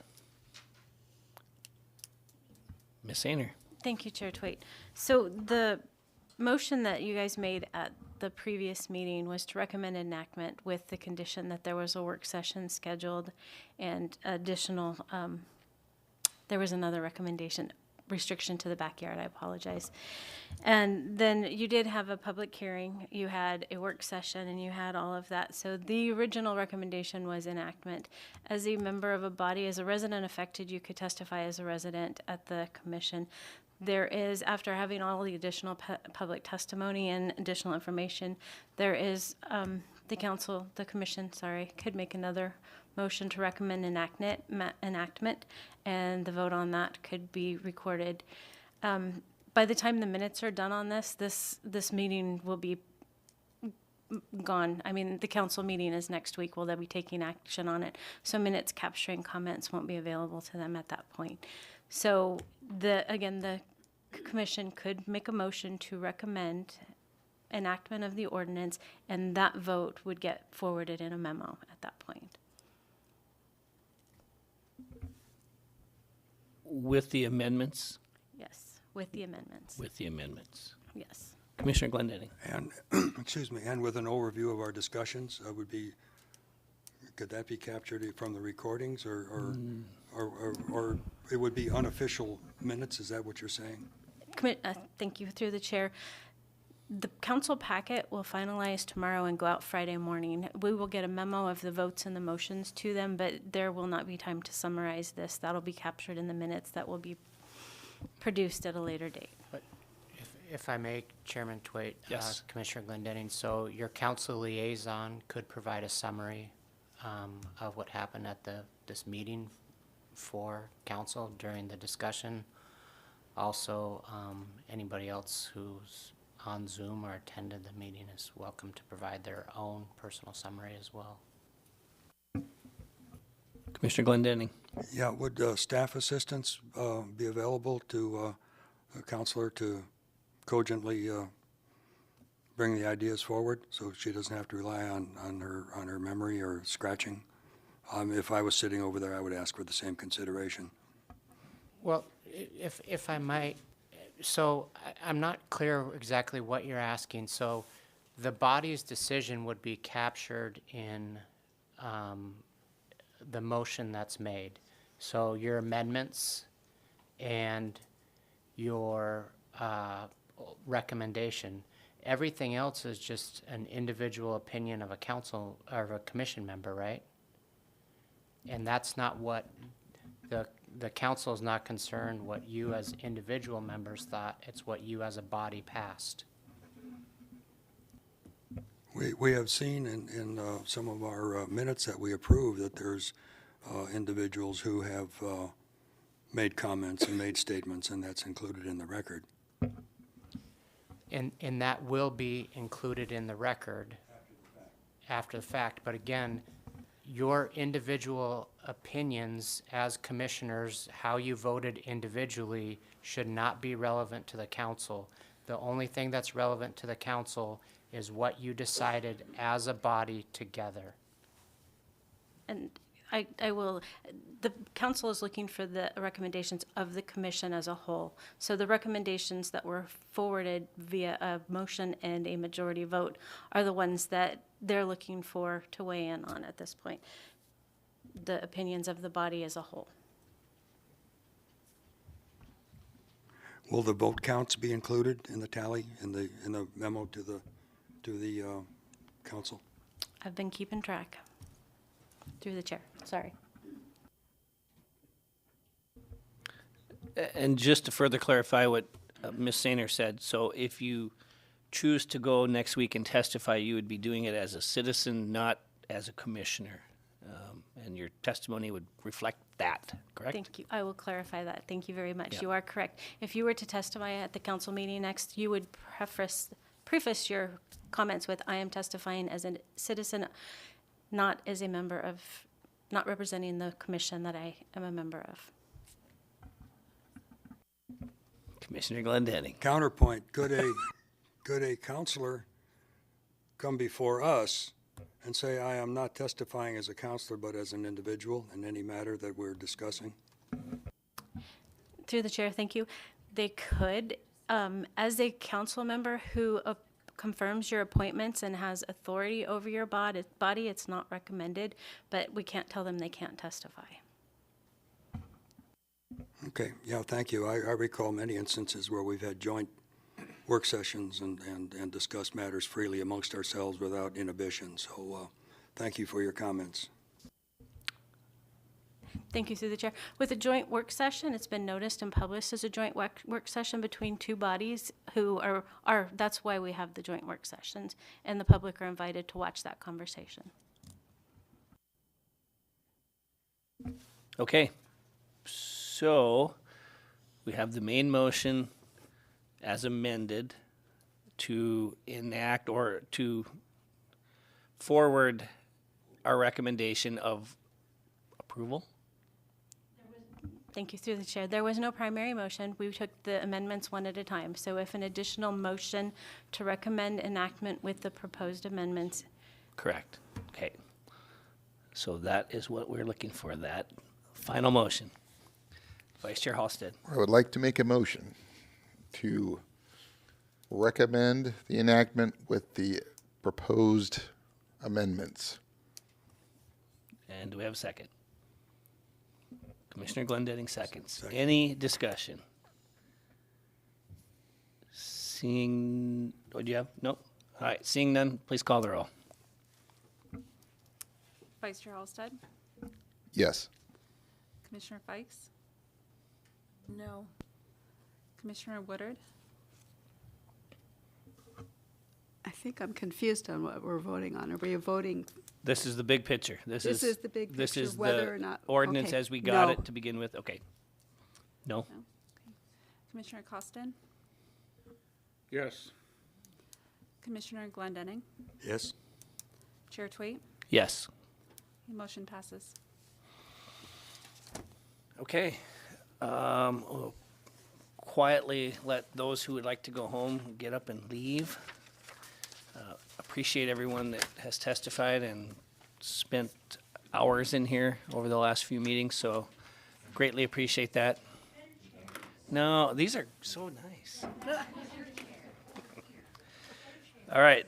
And then just for the one more bit of clarification for the people here, then, so there will be a public hearing at the city council meeting next Wednesday night. So one last shot at it. So with that, we are going to move on to no unfinished business under G or new business under H or pending items under I. Takes us to reports. J1 is city council. Councilmember Askin. Thank you, Chair Twait. I'll be quick. So we met on February 15th at 6 p.m. here in Chambers. We unanimously approved increasing revenues for the airport budget to cover the Alaska Regional Fire Training Center. Beacon has chosen not to continue a lease, so we have, we're reacquiring the utility costs. And then we also unanimously moved to accept a donation from the Thelma M. Bagoy Trust Agreement for a piece of property in the original town site of Kenai, and designated the investment and allocation plan for the city's permanent funds and establishing benchmarks to measure performance. That's for our permanent funds that the city currently has. And then the rest of the meeting, we had met in work session before the meeting, and we accepted or we amended policies within the city. And they're all listed in the packet, so I'm gonna let that go, so in the interest of time. Thank you. That's it. Any questions? Any questions? All right. We'll move on to item J2, Borough Planning, Commissioner Fikes. Alrighty, the Borough assembled February 13th. We had a small packet. We did a utility easement in the Soldotna area. 40-foot easement was granted on the Mullen Homestead subdivision. They were looking to vacate a 40-foot portion of that. That was approved. We moved on to a right-of-way vacation. The request was to vacate a portion of a cul-de-sac bowl dedicated by McNara Acres, and that was in the Funny River area. That one was approved. Moved on to a conditional use permit. The request was to perform an erosion protection and extend a culvert along the road embankment, milepost 58 of the Sterling Highway. They were looking to do easement and fill and vegetation, and that was approved. Pushed us on to ordinance for approving an amendment to a Snowmads Community Trail Management Agreement, and that was unanimously discussed and approved. There was a lot of people that were participants of that, and so they were happy to see somebody that was taking the reins and getting the approval for that. And then we had a plat committee. There were 3 that were heard and 3 on the agenda that were approved, and the 3 that were heard were also approved. And then we had some discussion from the director, and they had a slide presentation on the Cooper's Landing project that was taking place, and yeah, I just refer you to the website for that. And that was it. Any questions? All right, move on to item J3, administration. Ms. Mitchell. Thank you, Chair Twait and Commissioners. So I have a few things, and I will try to be quick. One thing I wanted to update, back in December 28th, you approved an encroachment permit, and part of the concern was getting an as-built survey to ensure that they're consistent with what was approved for encroachment. I received the as-built, and they are right at 3 feet, consistent with what was approved, so I wanted just to let you know. I've been slowly reviewing all the annual reports for conditional use permits. I decided the best way to slowly pry at the stack is to do by uses. So I went ahead and spent several hours looking at the 8 marijuana facilities that were approved under conditional use permit. And I wanted to report back that out of the 8, 1 is still pending operation. 1 was withdrawn, which was approved back in December 2021 located at 5345 Kenai Spur. I called them because they haven't complied with the conditions within the year and found out that they're no longer interested in pursuing at that location, and they're looking at another location in Kenai. So I'm anticipating that we might be getting another conditional use permit for a marijuana cultivation facility. All the other approved conditional use for a marijuana retail store cultivation are in compliance, besides the fact that I haven't received the annual report from 3 of them. So I'll be following up to ensure that they submit their 2022 annual report. So I think this is the best way with the time that I have in being one person is to slowly focus on different uses. So whether it's gravel pit or, I don't know, short-term rentals. So that's the best way that I can break it down and kind of give you a breakdown. Otherwise, I can give you a whole list, but I don't think that's efficient and really give you a snapshot of what's going on. So that's how I'm going to move forward with that. And then in your packet, you have a revised work session schedule. Since there's been so many changes, and with this chicken ordinance, it kind of pushed things around. Our next meeting in March 22nd, I would like to do a work session on the code amendment to the accessory structures with the adoption of the building code, how building permits are now no longer required for structures now 300 square feet or less. This affects setbacks, and I want to look into it and see if your commission wants to change that accordingly to reflect now that building permits are no longer required under 300 square feet, how that looks like in Kenai. What else do we have? Enforcement. I recognize that in the past, enforcement hasn't been successful, but I think one of the reasons what I discovered is when it comes to junk vehicles and trash and refuse, that falls under health and safety code section. Why zoning, code enforcement zoning is responsible for that is something I'm having a discussion internally to see who might be better suited to be efficient about enforcing it.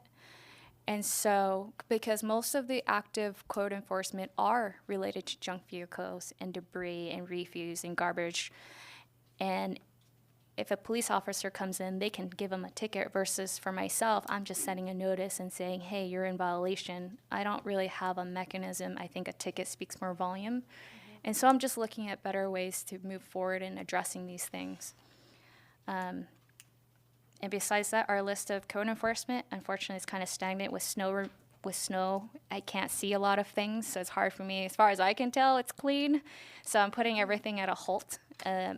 And working with a few violators in making sure that they're going to be compliant once the snow melts. So I'm very much having active conversations with these folks and where I can, who is willing to have that discussion with me. And then as a department, we are getting very busy because I'm getting several applications from here in the next couple months. We're going to be processing CUPs. I have two on my desk.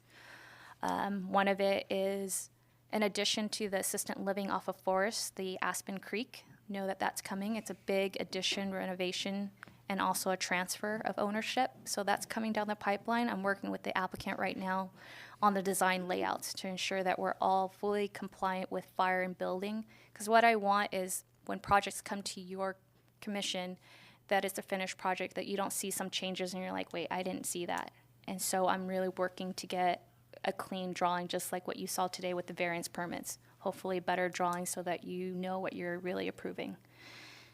And then update on the admin assistant. I am working on rating the applicants and hopefully scheduling interviews for March 6th, the week of March 6th. So I'm hoping to at least interview 3 to 4 candidates. And I'll be scheduling that tomorrow or Friday with them. And then I will be out next week for a National Floodplain Insurance Program Administrator training by FEMA. It's pretty much all expense paid for the most part. Travel and training expense will be paid by a FEMA grant. So I'll be in Anchorage. Not that exciting. It's for the state of Alaska. With that being said, knowing that Ordinance 3332-2023 with the chicken ordinance is next week, I will be on Zoom to ensure that I'm available to answer questions during city council meeting. Next is I have another training in a sign expo because I know updating the sign ordinance is important. It's long overdue. And so there's a big sign expo in Vegas in April. I also got a scholarship, so they'll be paying half of the expense. And then one more, I just found out this evening, we have offered, and I think they accepted, an HR director. So they'll be starting March 13th. And lastly, just a reminder, council and commission training tomorrow at Kenai Chambers starting at 11:30 to 5.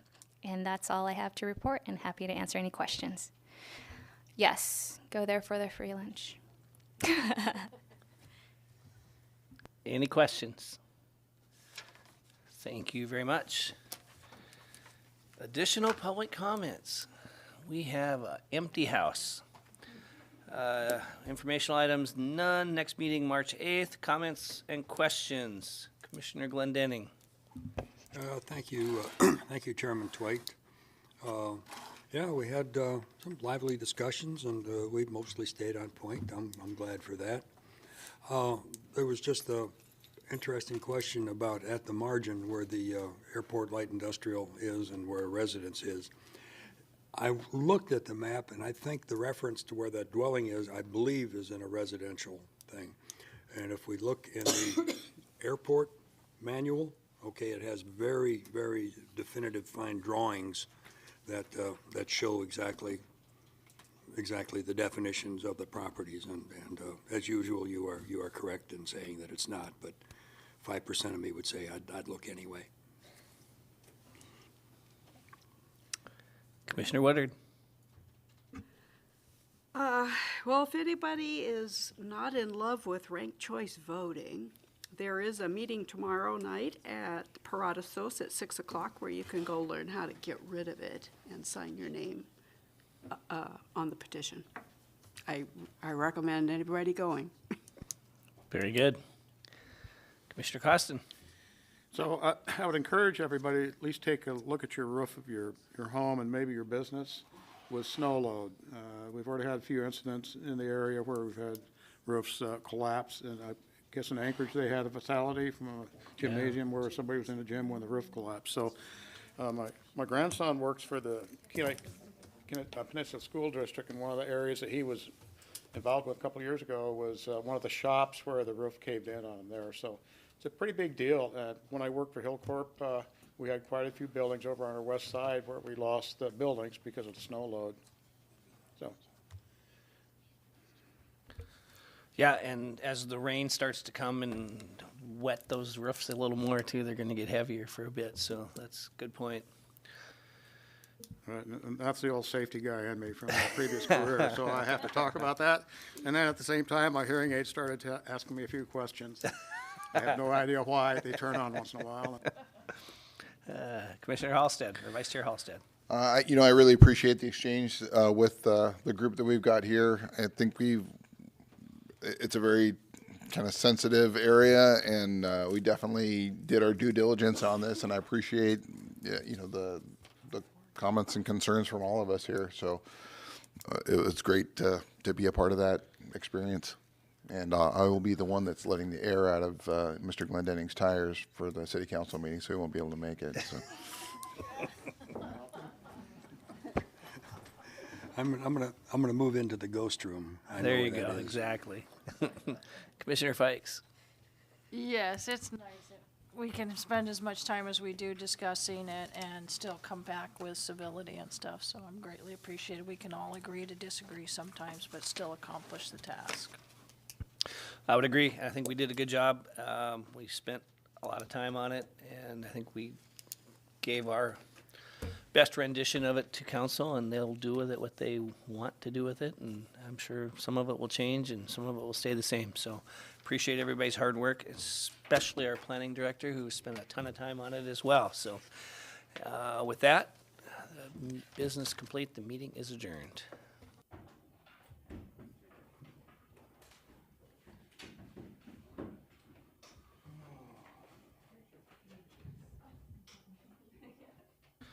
See all of you in 13 hours.